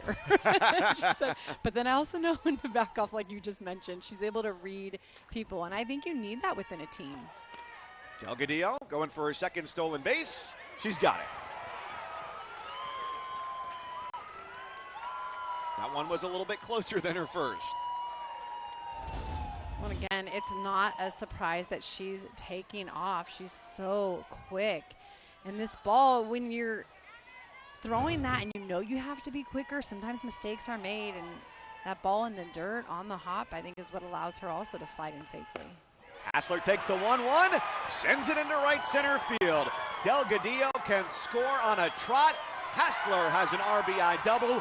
She has knocked in 2 of the 4 Oklahoma State runs.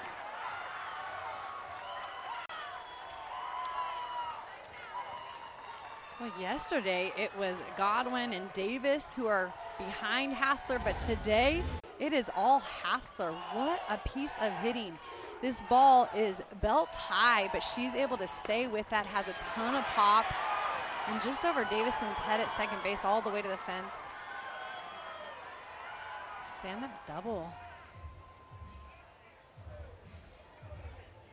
Well, Courtney Deifold, the Arkansas head coach, just came out of the third base dugout, had a question for Phil Friels, the home plate umpire, and if I can guess anything that might have occurred on that play is whether Delgadillo touched third, would be my only guess as to what might be under review on that. And so this is going to get looked at, and we'll get the official announcement here momentarily. The play at second base of safe is being challenged by Arkansas. Okay, so not the play at third, but whether Hassler got in safely under the tag. So 2 challenges per team. And so we'll get a look at this and see whether the Cowgirls will retain a runner in scoring position here on the top of the 5th.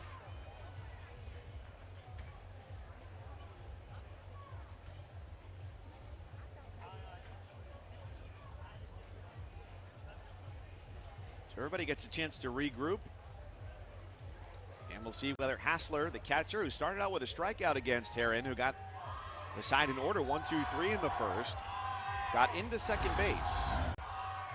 When Wyckoff picks up that ball and throws it in, and I don't know if it's something when they put the tag, if she hops up and thinks maybe she lifts her foot, would be the only thing. She had enough time to slide and stand up.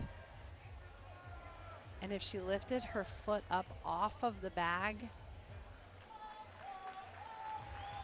Yeah, maybe, but what you can't tell is whether the contact between the glove and the calf is occurring because the calf obscures the glove. You need indisputable video evidence to overturn that call.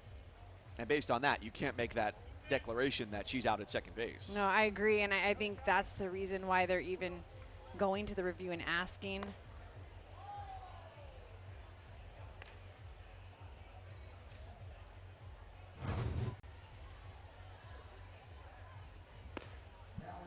So Hassler is safe. It appears she'll stay that way at second base. Nevertheless, the lead will be 4-1 in favor of Oklahoma State on top of Arkansas. Replays are not decided here on site. It goes back to a central replay review location. Calls are reviewed there, and then the final decision is relayed back to each of the 16 sites around the country.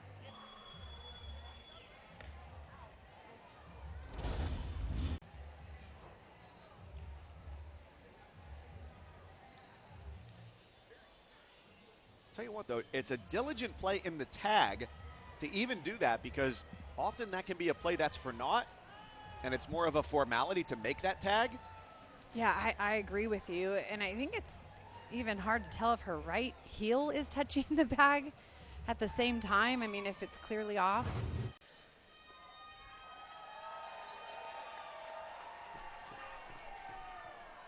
The call of safe is being upheld. That is Arkansas's first challenge. So Arkansas has 1 challenge remaining. Oklahoma State has 2. And while that was going on, we just talked about it in the bottom of the 4th, third time through the lineup for Ruby Malin. Robin Heron comes out of the game. And we see Burnham, who we saw yesterday, who was phenomenal. She threw a no-hitter yesterday. Now, Robin Heron, 4 innings, does not retire a batter here in the 5th. Peyton Burnham, her first collegiate no-hitter yesterday in the 5-inning affair. Yeah, she was able to pick up her 14th win, and she's somebody that's spinny and can throw to all 4 quadrants. We saw her use a curveball to both sides of the plate, rise ball. She's able to mix in her off speed. So and has a lot of composure. Only a freshman, but really solid in the circle with how she's composed.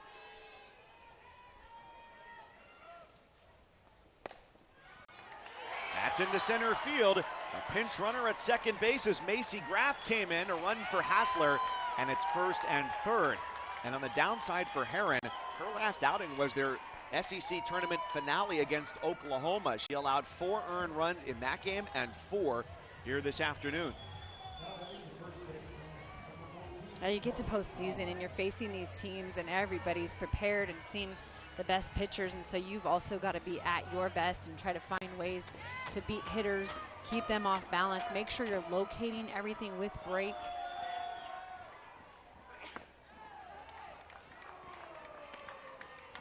So this is a very different situation from what Burnham faced yesterday. Going up against St. Louis out of the A-10 here, Oklahoma State. The runners at first and third, nobody out. Cleanup hitter Carly Godwin, 2 home runs yesterday, 0 for 2 today, and was swinging for the fences on that pitch. Well, what a situation to come in at this point in the game, up 4-1, and you have 2 runners on, nobody out. I mean, this is the best situation as a hitter to be in. Godwin squares, ball gets away from Miller, and Davis goes into second base. Did you see that coming? Well, and that, she squares to try to just move Davis to second to put 2 runners in scoring position, but then you see the ball getting behind Miller. So, I mean, just these little moves, you can start to see some areas that Arkansas really needs to solidify. Davis with her 9th stolen base in as many tries. And a blast into foul territory down the left field line. And really, that's Kenny Gajewski playing the odds there, where the math says you have a higher opportunity of scoring runs with runners at second and third and 1 out than you do at first and third. Yeah, and look at that difference of 2 outs.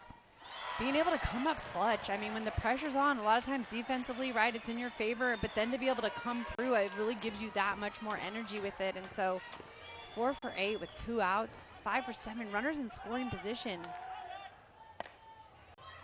Over to short.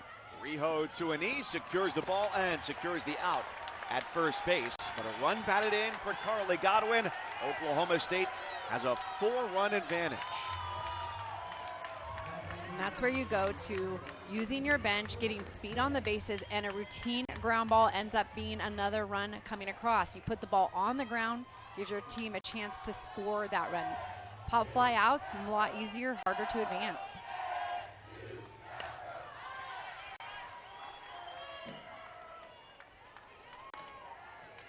And because Amanda Hassler hit that double against Herron and then Graff came in as the pinch runner, that does get charged to Robin Herron for a 5th run on her tab today.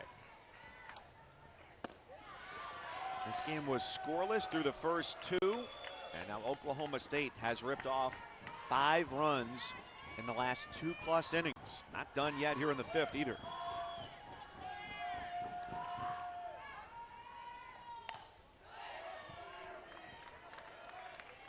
And didn't it seem like yesterday every string Kenny Gajewski pulled, whether pinch runner or pinch hitter, happened to be the right one with the way that game went? Yeah, it really was. It took the depth of their team and each person coming in and getting their job done. It happened in that 6th inning, really was just what changed everything. It seemed like as soon as they grabbed that momentum, it was nonstop. And sometimes that's all it is. We talked about them going to retreat and them having this but they started in the beginning of the season needing a fire. What do you need to do to light the fire, to keep it going, and how it takes all of us in that team mentality, and you really saw them do that in the 6th inning yesterday. Got at least one rally visor going on down in the dugout on the first base side. Claire Tim works her way to a 3-2.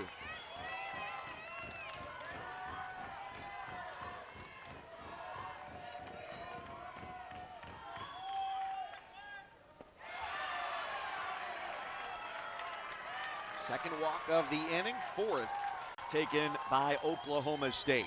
Well, we are merely one of 16 sites around the country this weekend. The best place to be is on the ESPN app, 7 innings live. Every game, every big moment on the road to the Women's College World Series, only on the ESPN networks. Alan Edwards, a walk and a single today. She scored a run. And these innings have really become elongated. These last 3 scoring frames for the Cowgirls in the third. They sent 5 to the plate. Last inning, 6. And Tim handing it off to Edwards, becoming the 6th batter of the inning. They always like their odds when Delgadillo is in the leadoff spot to start an inning. Yeah, she gets on base. You know your potential of her coming around and scoring is very high.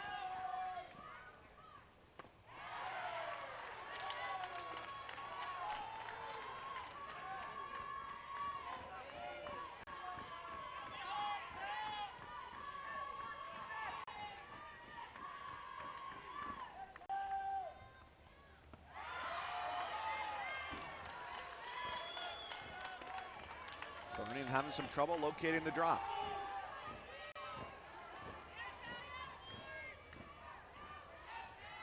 Yeah, you see much different than yesterday. A lot more control going right at the hitters. 2-2, rocketed center field. Johnson to the warning track, and she makes the catch. Rosie Davis had gone a long way from second base to third, tiptoeing her way back to the bag with the hope off the bat that that one might end up in play. Yeah, and she really should have been tagging on that because she would have been standing up at third, no problem. And then you get a pass ball you can come across. So in that situation, just got off too far off the bat. Strike one on Tia Warsip, who came through with an RBI triple last inning.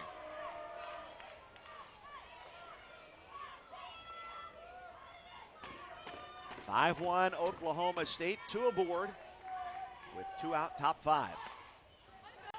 And it's 2 quick strikes on the right fielder.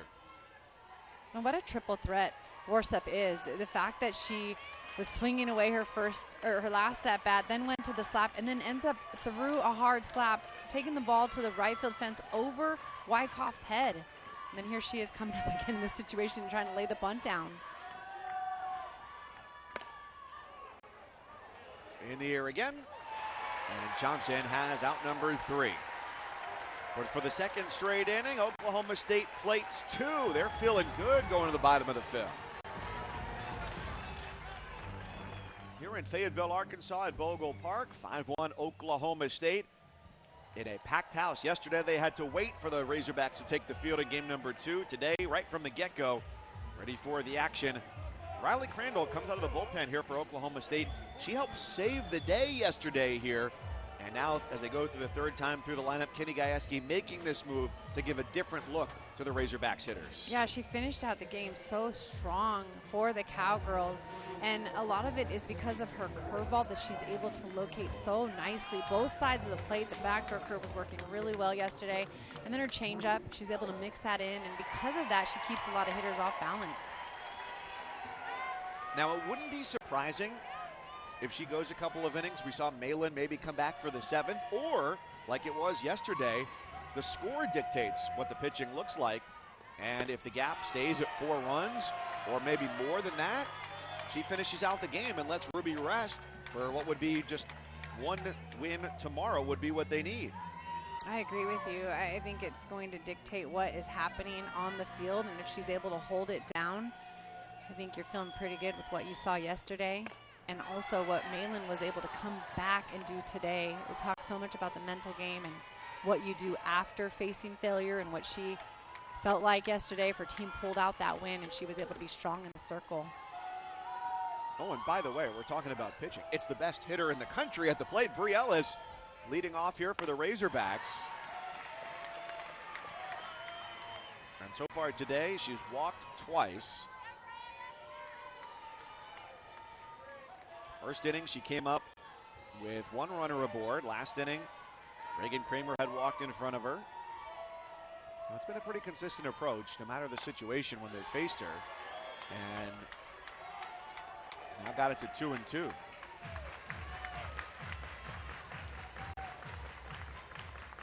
How confident is she in a curveball to not miss her spot? Yeah, I think right now you just continue to zone in and you try to not think about the hitter that you are facing. You're just throwing your best pitch.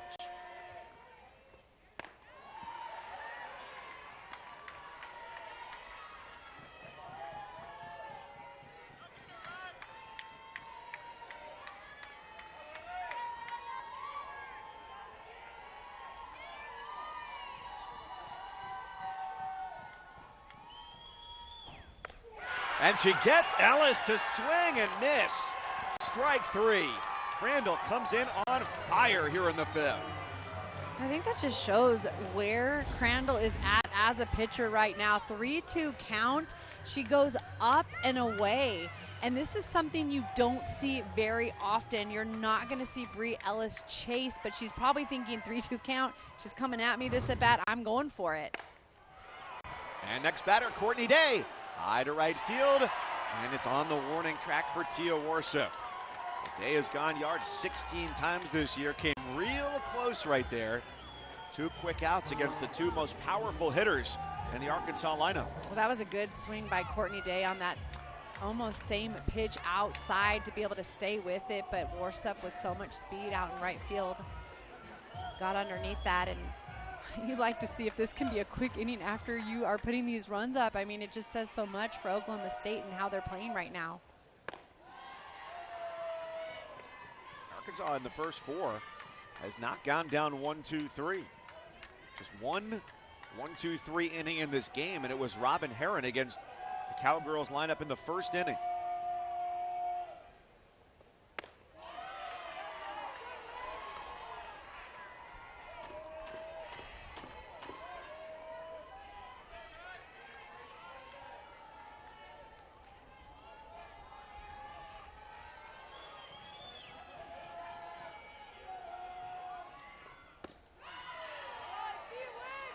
Remember, we've had 19 years of this current format of the postseason going back to 2005, and only 3 times at all has a number 4 national seed dropped a game here in this round. 5-1 in favor of Oklahoma State over that number 4 seed Arkansas. And I like to see Riley Crandall. I talked about her using both sides of the plate, but locating twice in a row that inside corner, not being afraid to go hard and in to lefties. Especially against Wyckoff, who really hugs up close to the plate. Yeah, and who's been hot for Arkansas, you know, swinging it so well. Her last at bat, she got a hit to left field, but yesterday she took it to all fields. She tied a Razorback record with 5 runs batted in. Danielle Gibson, who's on staff now, the only other Arkansas player ever to do that in an NCAA tournament game. Exactly what the job required from Riley Crandall. 1, 2, 3, and at the end of 5, Oklahoma State up 5-1.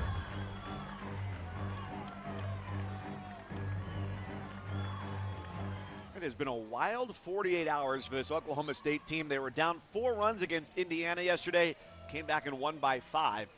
And today up 5-1 over Arkansas, looking for their first upset over a national seed since they did it in 2017, in a year that they will plainly tell you did not go as planned in Stillwater. They certainly did challenge themselves, though, with the schedule that they put together.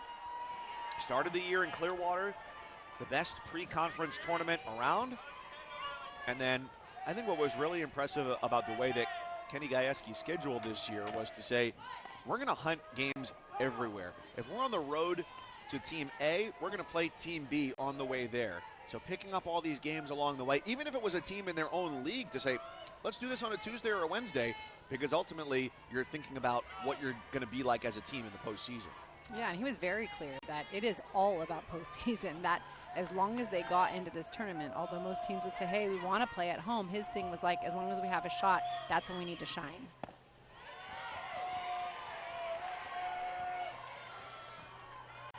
Defensive change here for the Razorbacks. Ramsey Walker takes over for Kelly Wyckoff, who recorded the last out last inning, out in right field.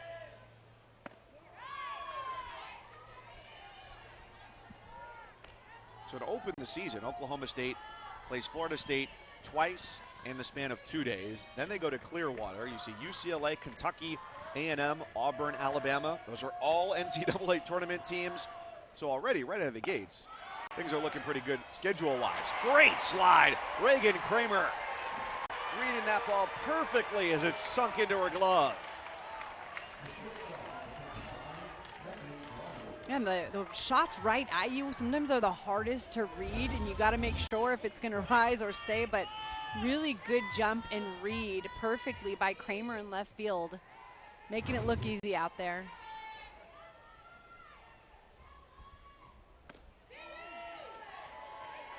Megan Bloodworth, the number 9 hitter, has walked and flied out to right. And you played all over the field, so you had to be able to make those adjustments, whether it was at first base or wherever you were playing. Yeah, and it really is like getting those reps, and then obviously game situation.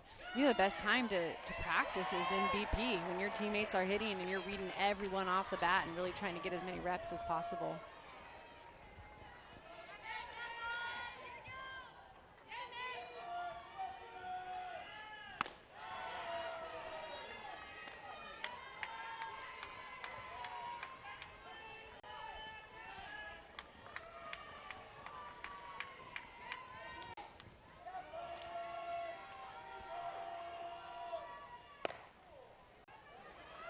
Riho takes the hop. 2 up, 2 down, with Arkansas looking to reciprocate what was dealt to them in the bottom of the 5th inning with a 1-2-3 frame. As Megan Delgadillo comes up for the 4th time, still hunting for her first base hit of the postseason, taking on the freshman Peyton Burnham in the circle.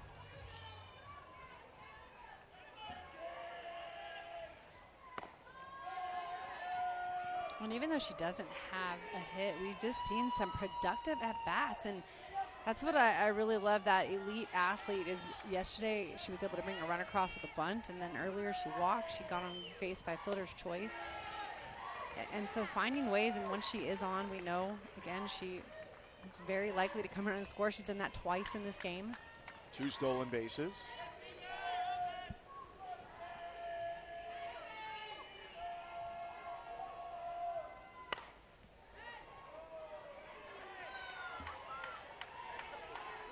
And just what a great addition to this Cowgirls team. We've mentioned it, we've talked about it. She's so much more than speed on the bases or that leadoff hitter that gets on a lot. Just her leadership, her example. They talk about her just being a coach athlete. She's someone who knows the game so well.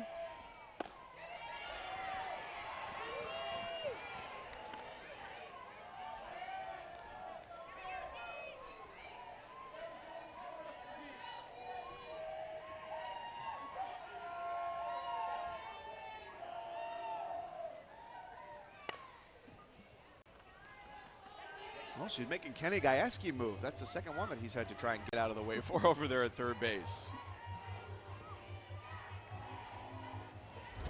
Former baseball player himself. That slap, she moves a little slower through that box, and then it's just chopping her barrel. And Ellis just has to stomp the bag, and the inning is over. So each team goes down 1, 2, 3 in their last trips to the plate. The pressure starts to turn up on the Razorbacks. A meeting for Arkansas between innings with some pressure on them, not only here in this game, but for where this season ends. Having never been to the World Series, they do have World Series experience in that dugout. Courtney Day, who transferred in, went there with Texas. And, of course, their head coach, Courtney Deifel, went every year of her college career with the Cal Bears. But disappointing finishes the last 2 years as a national seed, hosting regionals this year for the 5th straight season. They finished 5th in the SEC, and even getting to Supers will be the first time since 2022. Yeah, and we talked to her about that, and she just said, you know, I know everybody has to ask about this, but this team is different. This is not the same as those teams in the past. And, of course, that's what you have got to say when talking to your players. And they've just seemed, they feel like one of the main differences, talking to the players as well, is just that in the past they've relied heavily on 1 or 2 players. They feel like that have been lifted this year. They said they feel like everybody's been contributing a lot more.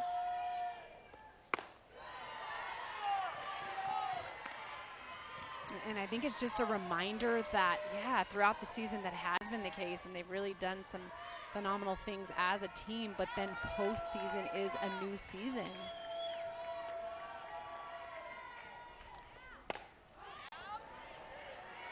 Ella McDowell, it's a long run, hat hoots there. So Riley Crandall has come on in relief of Ruby Malin and set down 4 in a row.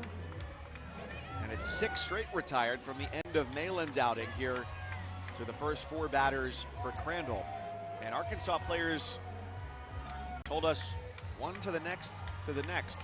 The difference between the 24 team and the 25 team is multiple chapters, but the fact that last year, Bri Ellis will be the first to tell you, it felt like we were playing for ourselves individually rather than as a collective. And they're so much more critical or receptive to critical feedback this year, understanding that I want to be coached, I want to get better, and now is the opportunity here in crunch time to put all that work into practice. Down by 4 runs. Well, yeah, Coach Deifel told us that she got on this team, and she feels like past teams might not have handled it as well, and that really was a factor of why they finished the SEC so strong. Going to the SEC tournament semifinals before they lost to Oklahoma. Wins against Georgia and Tennessee before that in Athens. The worst part about the SEC championship was they didn't actually get to decide a winner on the field because the championship game got canceled due to rain. Well, and I think you have those moments within teams that you say, like, okay, which type of a season are we going to have? And Coach Deifel said that she was saying to them, we've chosen the hard. We are in the best conference. Like, do you want to do this? And she felt like the athletes, again, took it upon themselves, and they just all of a sudden had like a new mindset together.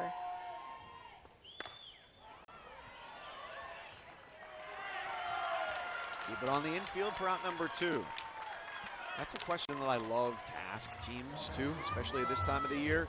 If you were to say there's a before and an after in your season, what is that dividing line? It's different for everybody, but every team always seems to have that moment where they realize, okay, this is going to be a special season, or it's not. What did we do to make it different? Natalia Rijo has done her part today. She's 2 for 2. And has 2 of the 5 Razorbacks hits. Bottom third of the order collectively, 3 for 6 with a walk.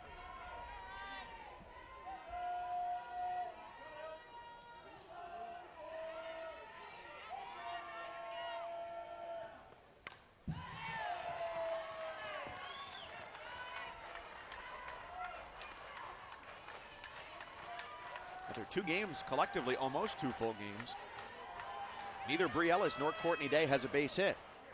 Of course, that doesn't discount the way that Ellis has been pitched to, having drawn 4 walks.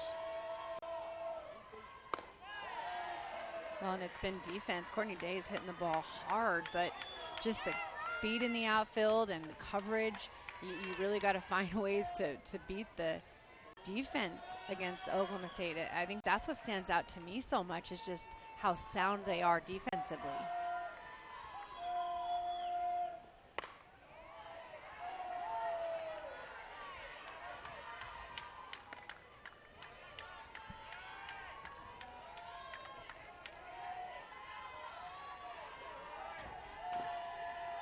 And look ahead. Here's they've got 4 outs to work with. They're not even guaranteed another plate appearance for Bri Ellis in this game. Who's number 3 in the lineup. This is the 8 spot.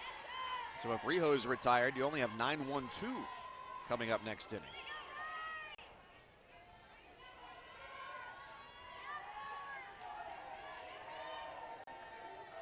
The SEC Player of the Year, Bri Ellis, waiting to make her mark in the 2025 postseason as Rijo continues to foul away pitches from Crandall.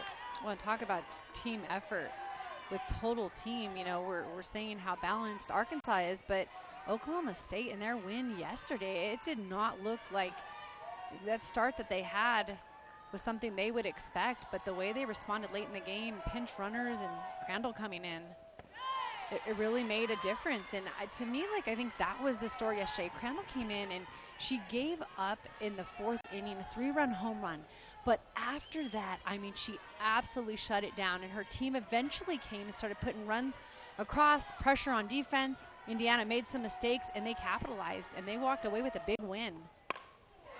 Rijo gives this a ride, and it is a home run to right field.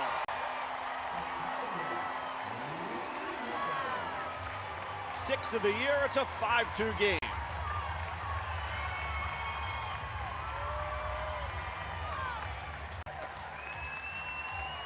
we've been talking about the bottom of the lineup.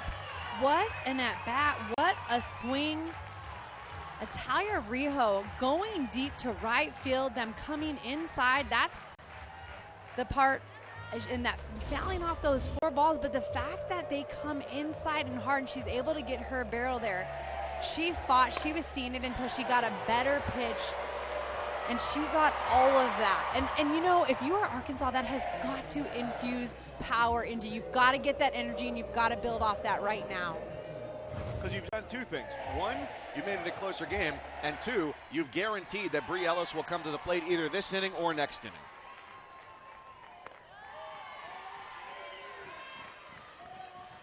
For now, it's a 9 spot with Carly Davison.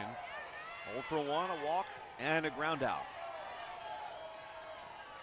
And the game still within reach here for Arkansas. The winner to the regional final tomorrow, where that team will need to win just 1 game to advance to the winner, or to face the winner of the Tucson Regional.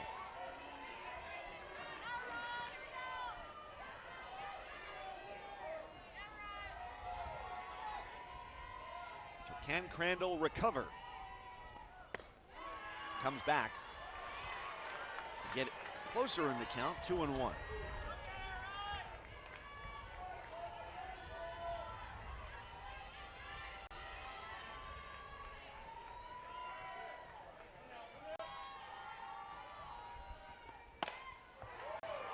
Another fly ball to right field, but Warsup makes it out number 3. Italia Rijo with a home run gets Arkansas within 3 as we go to the 7th in Fayetteville. Back here at Bogle Park, where Cindy Lauper is reminding us that girls just want to have fun. I don't know if anybody's having all the fun just yet in this close game. 5-2 is the lead for Oklahoma State as Amanda Hassler comes to the plate, and she has delivered today's rewarding performance brought to us by Capital One.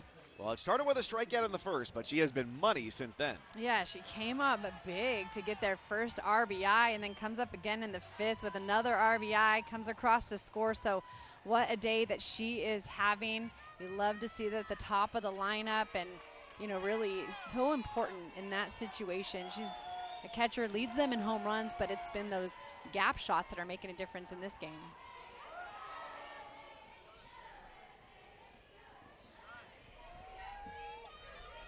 Former food science major at NC State, wants to be a chef one day. We get the 7th inning underway. You don't always hear that. No, I think it's a great skill to have. It is. True story, I couldn't cook anything when I graduated from college. I wasn't bringing a lot to the table. Amanda Hassler sure is, though. She's got her 3rd hit and as many trips to the plate these last 3 plate appearances. What a job for her. Continuing to put the pressure on here, not feeling comfortable with a 3-run lead.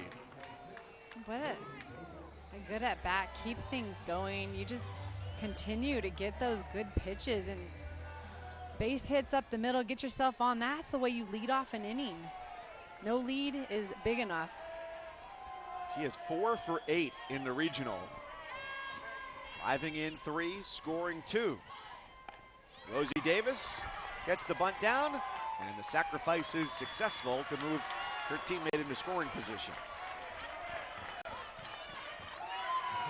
In this situation, they have a 3-run lead, 7th inning, and they still choose to do that. And I think it's so important because I think in big moments now it just takes a base hit, and you have Godwin up, one of your best hitters.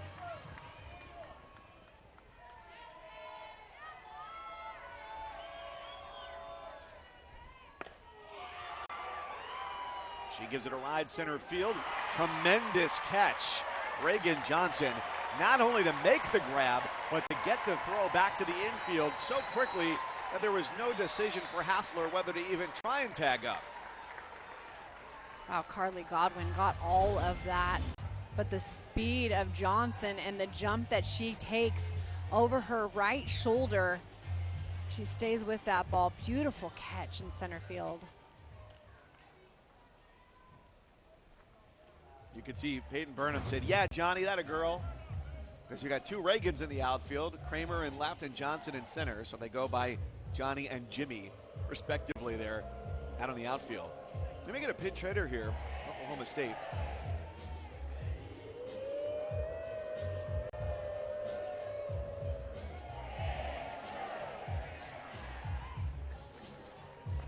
And it's just Audrey Schneidmiller coming up. She came on as a defensive replacement earlier, similar to what they did yesterday.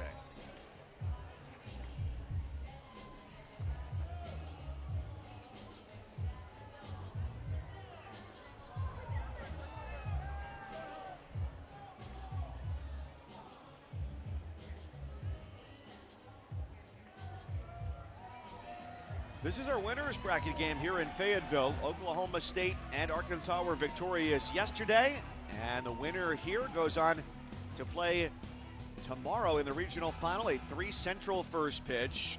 Our next game, available on ESPN Plus, is Indiana and St. Louis. The loser of that game, their season is done, and the winner will turn around and play the loser of this game. It's Michaela Wark as the pinch hitter here in the number 5 spot in the lineup for Oklahoma State with 2 down and a runner in scoring position.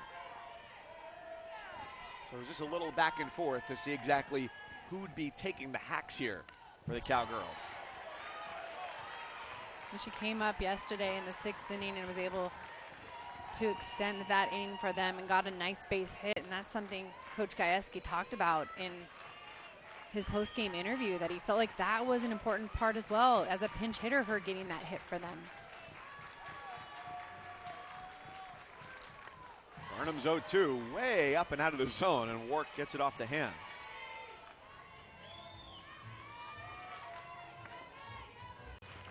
Thinking ahead as well, Leah, to the bottom of the 7th inning. We've seen the pitching change for Oklahoma State today. It was the start of the 3rd time through the lineup. There's the question, too, of does Kenny Gajewski bring Ruby Malin back in, or does he stay with Riley Crandall? And we will get the answer when we go to the bottom of the 7th inning.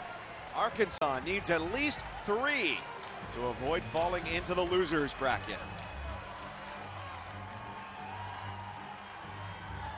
Earning a top 4 national seed means you've had one of the best seasons in the country.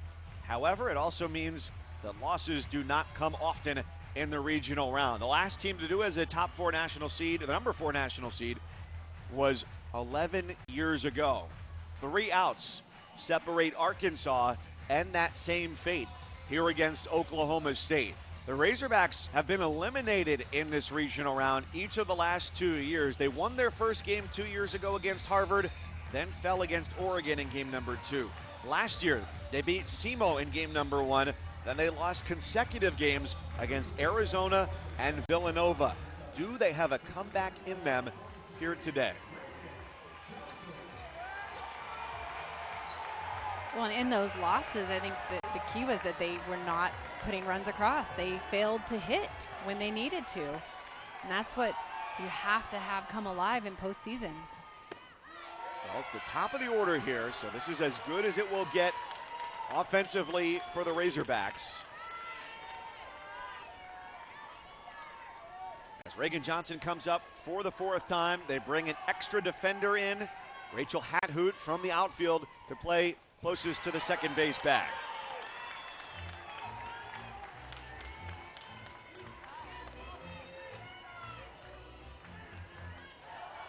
Hathoot, a former infielder at the University of New Mexico, made the move to the outfield this year. And Johnson has reached in 1 of 3 times today. That was a tapper between home plate and the circle in her first at bat.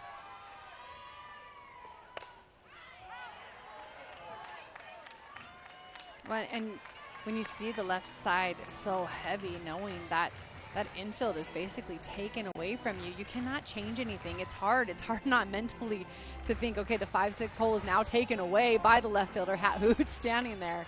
You still got to be able to try to see your pitch and do what you want with it. But she hits it almost on a direct line to Tia Warsup out there in left field. And now it's a long run for Warsup, who plays right field. So there she goes all the way. It's almost like the punishment of running foul pole to foul pole, except it's a good thing for her because they're 2 outs away from a win. Well, she's just so quick and covers so much ground.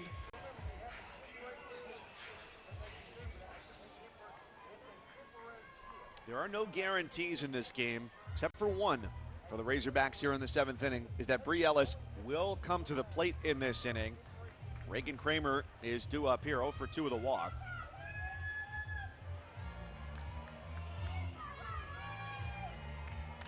Cowgirls go back to their regular defensive formation.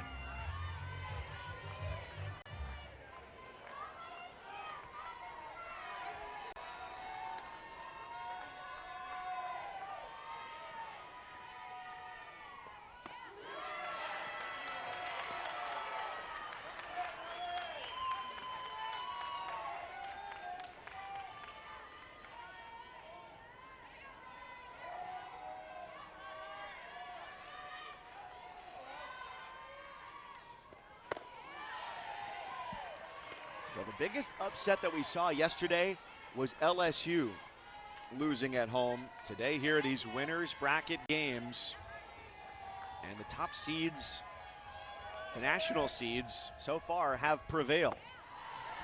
Yeah, I think it's so important you get that first start day one, and then the key is to come back and try to stay in that driver's seat. I think the biggest thing is because it is double elimination, you know you're not out if your team does fall, and Oklahoma State seemingly very close to pulling out a win here and getting that upset that they so badly want. And I think what I think is so interesting too, and really a big part of the story for Oklahoma State, Riley Crandall, if you look at her numbers on the season, she's a 4.07 ERA. She's 6-4, one of those wins coming yesterday.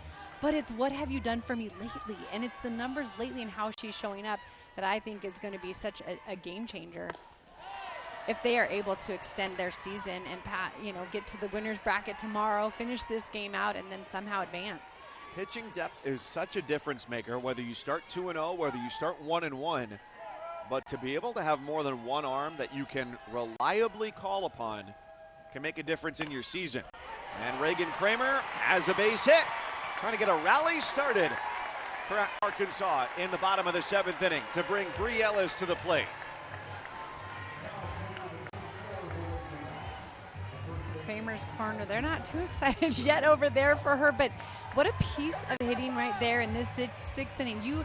7th inning, excuse me. You're down to a couple outs and you come up clutch for your team to get on base for the best hitter, Bree Ellis, to come to the plate. Well, even if she hits a home run here, it's still a 1-run lead. If you work around her and she gets on, and what a mighty first hack that was, then you risk bringing Courtney Day to the plate as the tying run.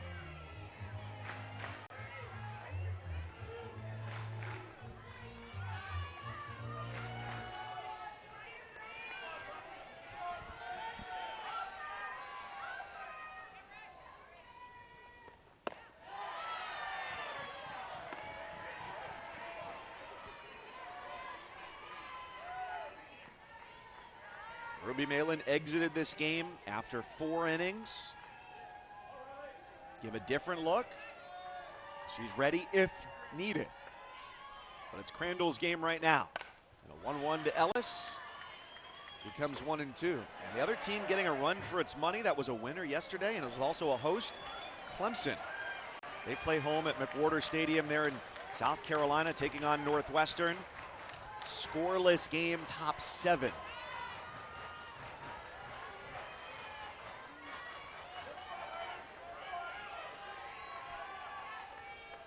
Ellis struck out last time up. She lays off to get to 2-2. You have such different demeanors in the circle between Malin and Crandall, but I love it. Such a reminder as a pitcher to just stay within your strength, be who you are, really commit to that. Because she's so much just more calm. You even Keel, you don't see a lot of emotion out of her.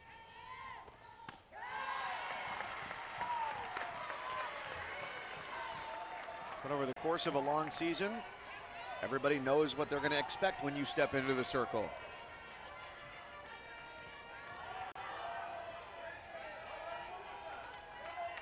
Three and 2. Kramer over at first base. And it's ball 4. Ellis is fired up because she knows the situation.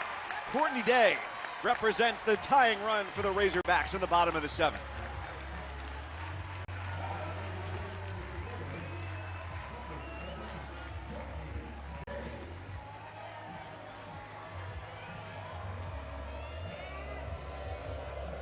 talk about taking what you are given, and Ellis does just that. Fouls off a couple pitches and then has a good eye, gets herself on with that walk. So the Arkansas fans are calling the Hogs, and it appears as though the Cowgirls are calling Ruby Malin to come in out of the bullpen to re-enter this game and try and finish what she started.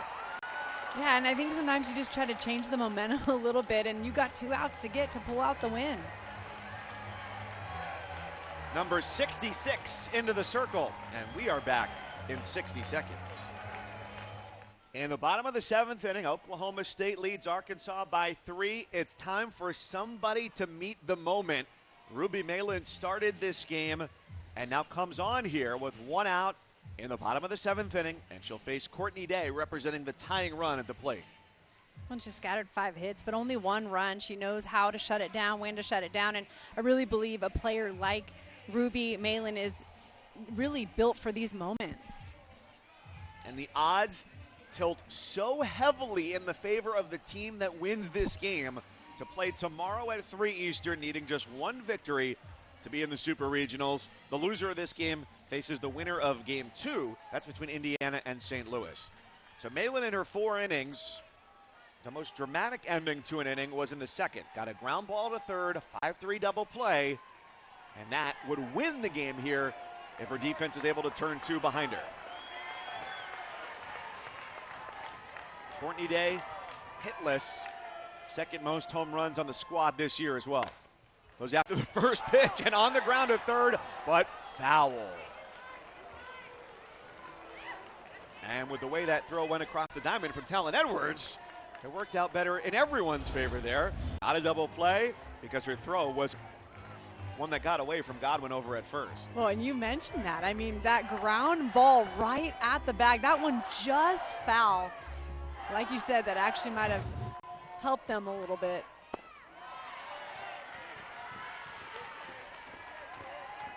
Today we saw a much more confident version of Ruby Malin relative to yesterday.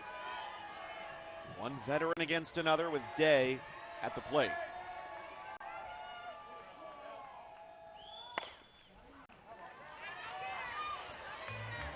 And there's inherent difficulty working against Malin in a spot where a home run would tie the game, but she's primarily a down ball pitcher. Yeah, she is, and when she gets ahead, she'll go to that rise ball, and it will jump late, but really defensively, she's pitching to her defense with that drop ball.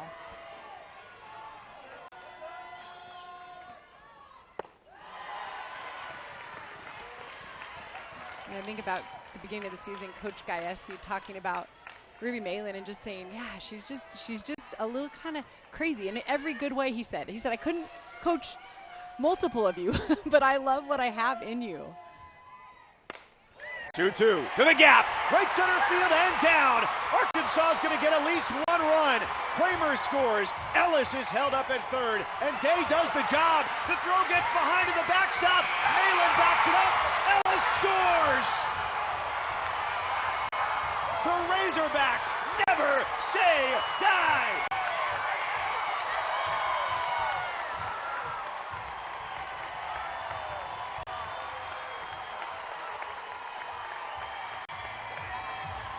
What a piece of hitting by Courtney Day. Huge gap shot to right center field. She gets all of that, but it's on the mistake this time.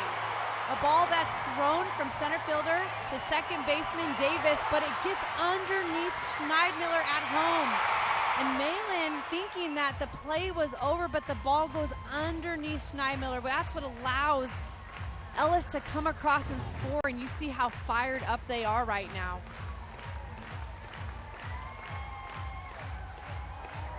So the tying run is at third, still just 1 away. It's not done yet, but oh, how cruel fate can be after a game that Oklahoma State won yesterday, in part due to big errors by Indiana.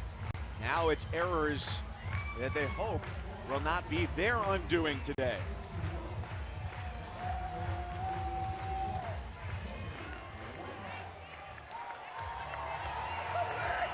Haley White Wyckoff re-enters. They've got to bring the infield in.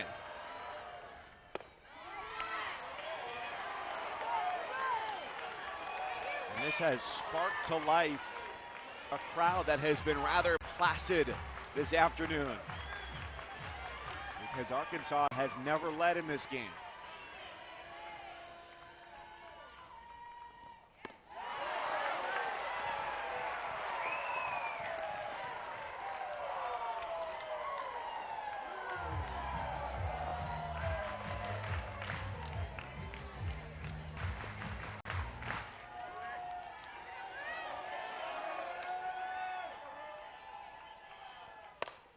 To the circle, and Malin gets the Cowgirls within 1 out of a nail-biting victory. But the Razorbacks still have a chance. What a game right now. Ruby Malin, after giving up that big double off of right center fence, she ends up fielding this ground ball, playing her position, does not throw it too hard. She just tosses it over to first base to Godwin, knowing we just got to get this out, and now I'm 1 out away and can still pick up this win. That's a good response after giving up that ball to the fence. Razorbacks 2 of 10 with runners in scoring position today.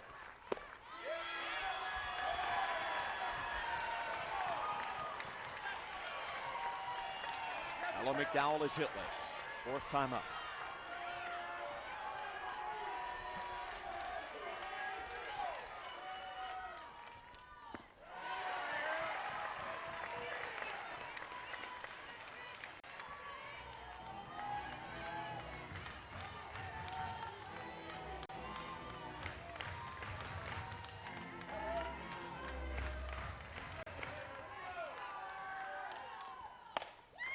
To right field, Worship on the run, ball game tied. There goes McDowell racing for second, and the winning run is in scoring position.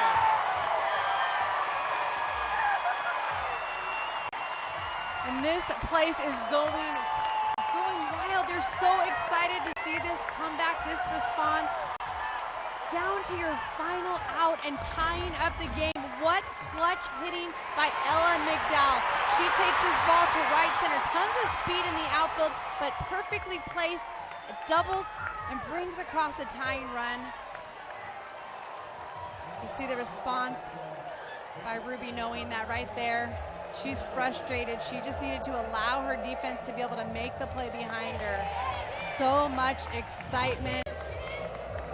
I love this game. It doesn't matter if you're 0-4. You come up when the game's on the line and you get your team right back in it. That's what it's all about. Kennedy Miller winning run at second base.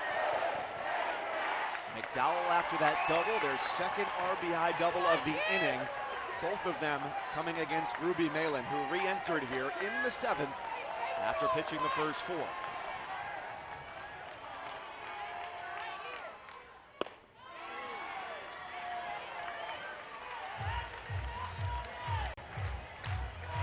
It'd be easy to second-guess Kenny Gajewski in this moment for taking Crandall out and putting Malin back in, but I think he'd tell you he'd make the same choice 100 more times.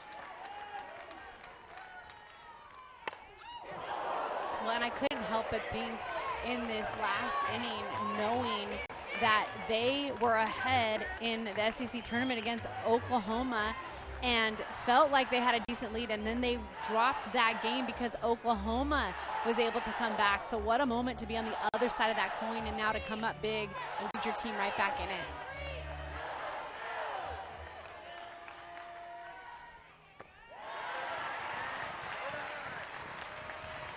The Razorbacks have also displayed an extra level of plate discipline in the 7th inning against Malin. Did not have her best control today. Walked 4, struck out 2. And we are headed to extra innings here in Fayetteville.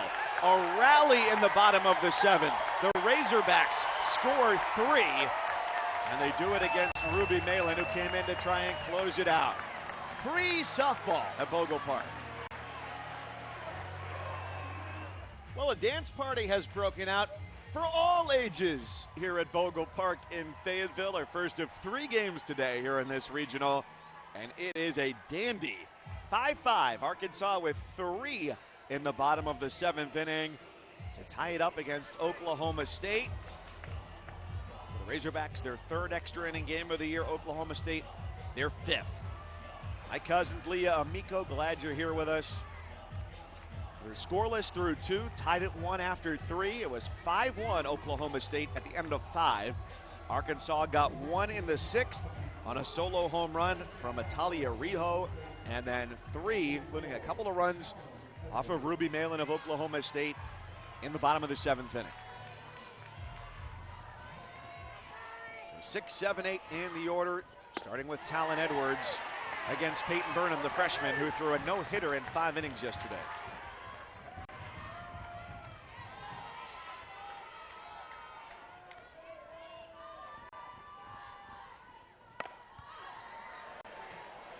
High but playable out in right center field for Johnson.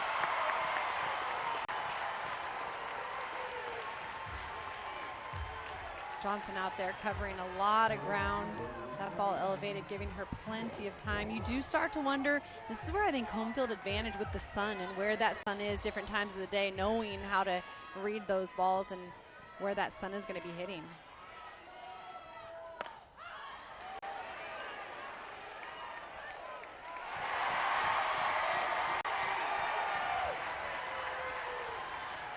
This would be ideal for Arkansas.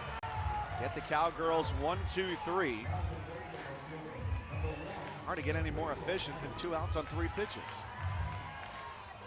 Well, yeah, and having a quick inning like this, if you're able to get that 3rd out right away, really gives you so much momentum coming back to the plate.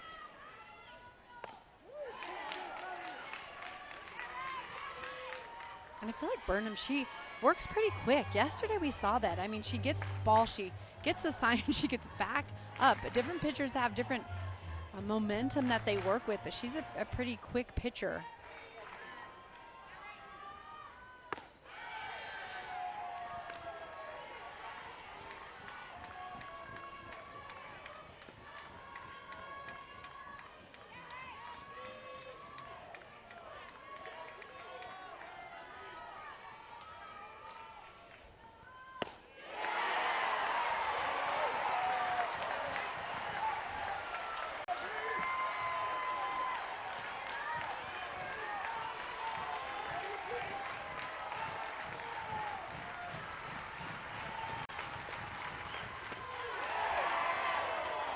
She's really in the zone, using both sides of the plate. That one a little bit inside, so nice job by Hat Hoot to stay off of that. But I love the fact this freshman is able to utilize all of her pitches.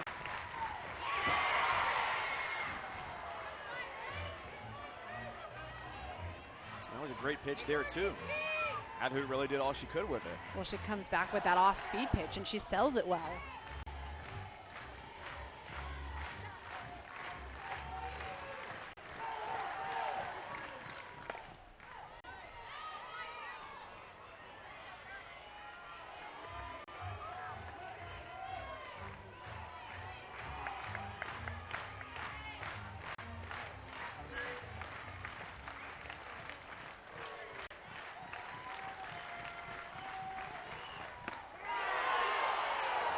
This crowd is ready to burst.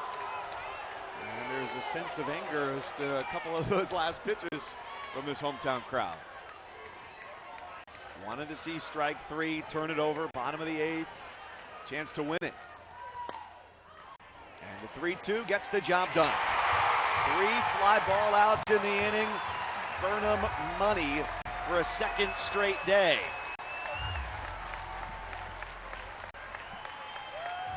Oklahoma State yesterday was down by 4 runs against Indiana, and they took advantage of 3 errors yesterday by the Hoosiers in the 6th inning to score 7 runs and come back. And today, Bree Ellis draws a walk. She hasn't had a hit here in this tournament, but it doesn't matter because Courtney Day came through in the next at-bat. Yeah, she comes through and she's able to bring across the run, and that fired up the crowd. And then it was this ball that goes underneath the catcher's legs that's able to bring across Ellis. and everyone in the entire stadium was pumped up.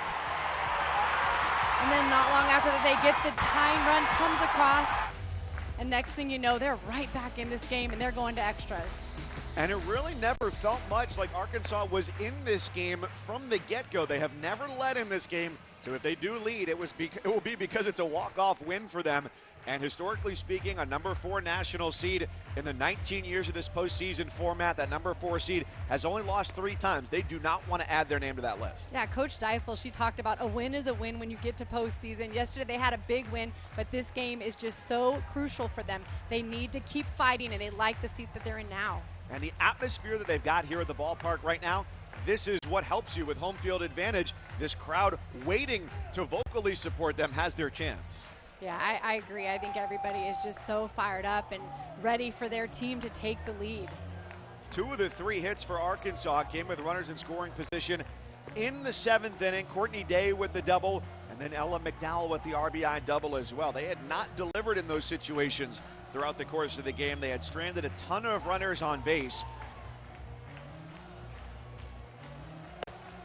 And then come through and do it against one of the best pitchers in the country, Ruby Malin. Well, we talked about a drop ball pitcher as well, but able to lift and elevate and get the ball to the fence, giving them time to not only take the extra bases, but bring across the runs. And I love that it was Ella McDowell in that 6th spot who really was struggling during this game, but she ends up finding a way coming up when it matters most. And it's having athletes that can do it in the big moment when it's most crucial. And Ella McDowell able to follow Courtney Day after she had done that.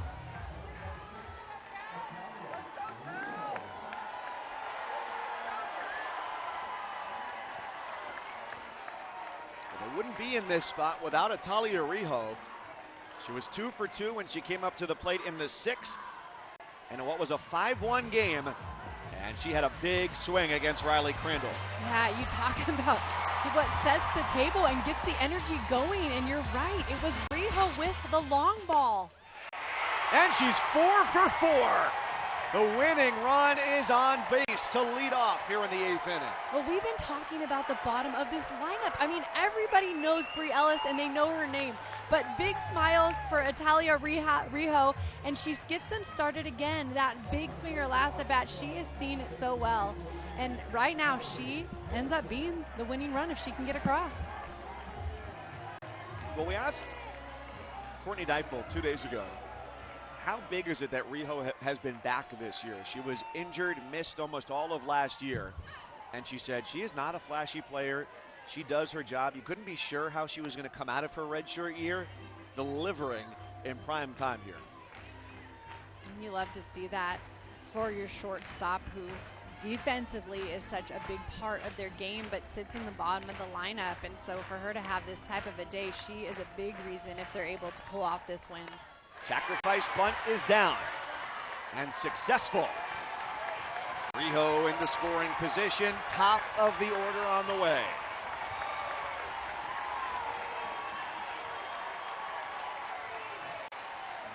Everything coming up Razorbacks right now.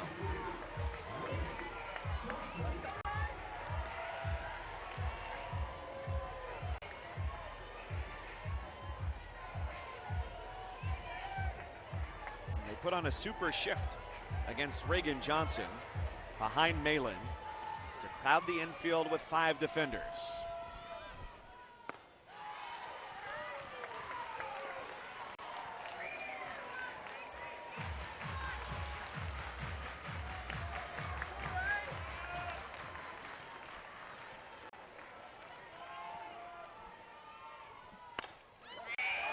Up the middle, 2 away. And right there you see why that shift is so important. You have the speed of Johnson, and that ball could potentially go up the middle for a hit and the winning run, but because of the shift, they're able to make the easy play.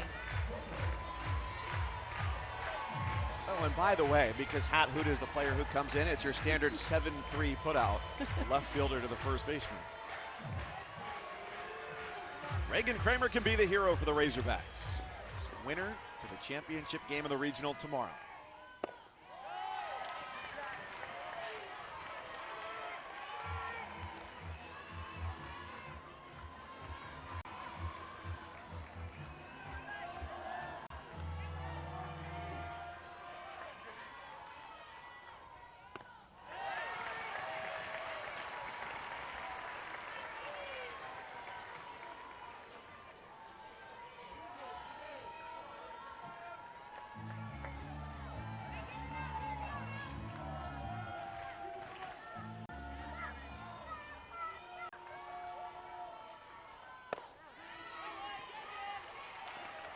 When we talked to the Razorbacks, they talked so much about the depth on this team, not relying on one player, and you see that in this game. They come out with a win. It is absolutely a complete team effort.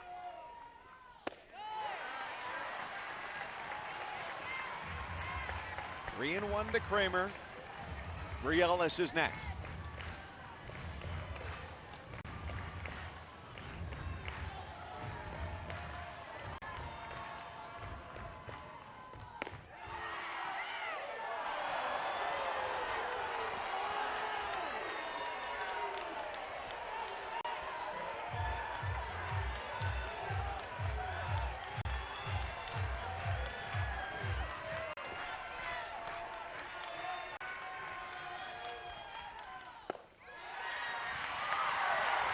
Kramer gets ball 4, pointing to Bri Ellis, who has not gotten a hit here in the postseason yet. We have 2 outs. We do have 1 base open, so it'll be interesting to see what they choose to do with Bri Ellis in this situation. And you don't often see this. This is a full staff meeting out of the circle for Oklahoma State. This is a terrible choice to have to make as an opposing team. It's the beauty of the Arkansas lineup. Bri Ellis hasn't hurt them yet swinging the bat. Courtney Day did her last time up of who do you want to face here. And now Kenny Gajewski's calling the entire outfield in as well. And I think that's a great point to make. If for some reason Bri Ellis does get on with a walk, obviously it's 2 outs. You just got to make the play. You have forces. But like you mentioned, it was Courtney Day who got the big RBI that really started things off and got them back in this game and the energy going for them. So you kind of pick your poison, and we'll see how they elect to face Bri Ellis and Courtney Day. Game on the line. First pitch. Ball 1. And I think they are going to intentionally walk Bri Ellis.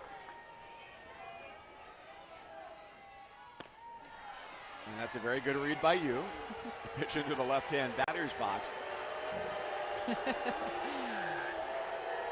Oh, they would want nothing more, her parents, for Bri to have a chance to win this game for her team. Well, indirectly she could. You give Courtney Day the opportunity to do it. But if you're going to play the odds, and that's clearly what Oklahoma State has been doing. 1, bringing Ruby Malin in the 7th. That didn't work out. But to say, okay, if we're going to face a hitter with the game on the line, we don't want to face the best hitter in the country. Well, yeah, and I think it's the wise thing when you already have 2 runners on. Now bases are loaded and anything out, right? If it goes hard to an infielder, they just need to tag a bag. So defensively, that is the right play to make, I believe. Now you give yourself a better chance.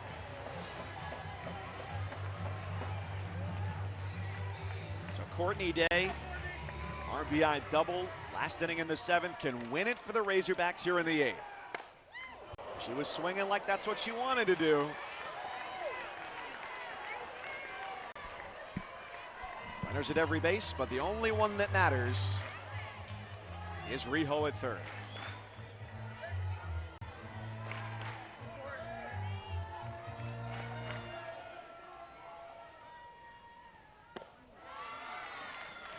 And it's an 0-2 deficit for Courtney Day. Now, can Malin hit her spots? You look at her numbers today, she's walked 6, but 3 of those have come against Bri Ellis.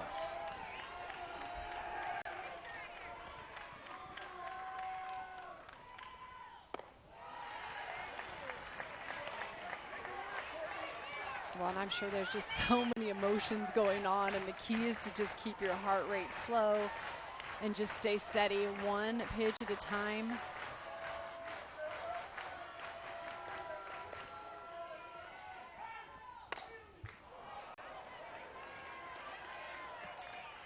But really, any elite athlete, like, these are the moments you live for, right? When everything is on the line, you as a pitcher want the ball in your hand. As a defender, you want the ball hit to you. Or as a hitter, right? You want to be the one with the bat in your hand. It's these moments that people live for to be the game changer. 1-2.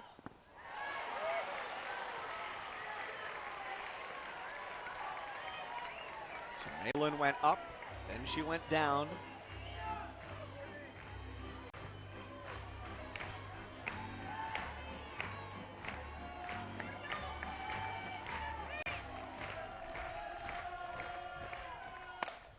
Day, she gets the job done. The Razorbacks come from behind.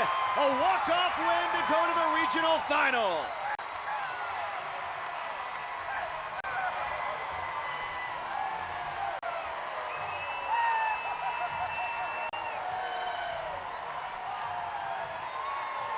That is excitement throughout this entire stadium. They know how to win, but to be able to get this walk-off win when everybody thought, could this be another season where we struggle in postseason, they turn the tide and they win this game. Courtney Day just so clutch today for the Razorbacks.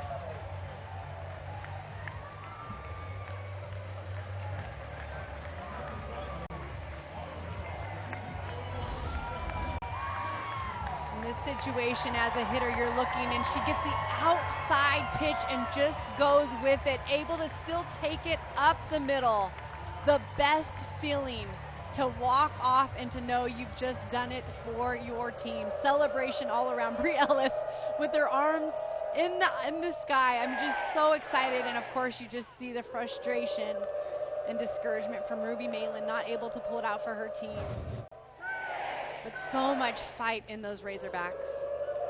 This was a 5-1 game in favor of Oklahoma State. Go into the 6th inning, 1 in the 6th, a Riho home run, 3 in the 7th, and Courtney Day with the walk-off. They scored 6 runs, 4 of them came with 2 outs.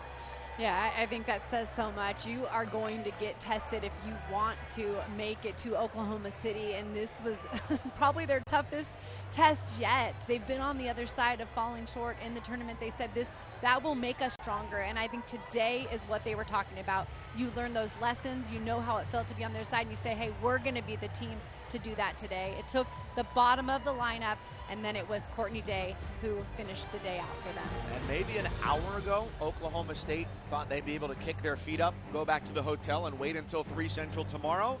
Instead, they're staying here. They are watching this game because the winner of this game is their next opponent. Indiana and St. Louis about 35 minutes from now on ESPN+, and then Oklahoma State faces the winner of this game. From down big to needing 1 win to go to Supers, it's Arkansas, a winner 6-5 in extras.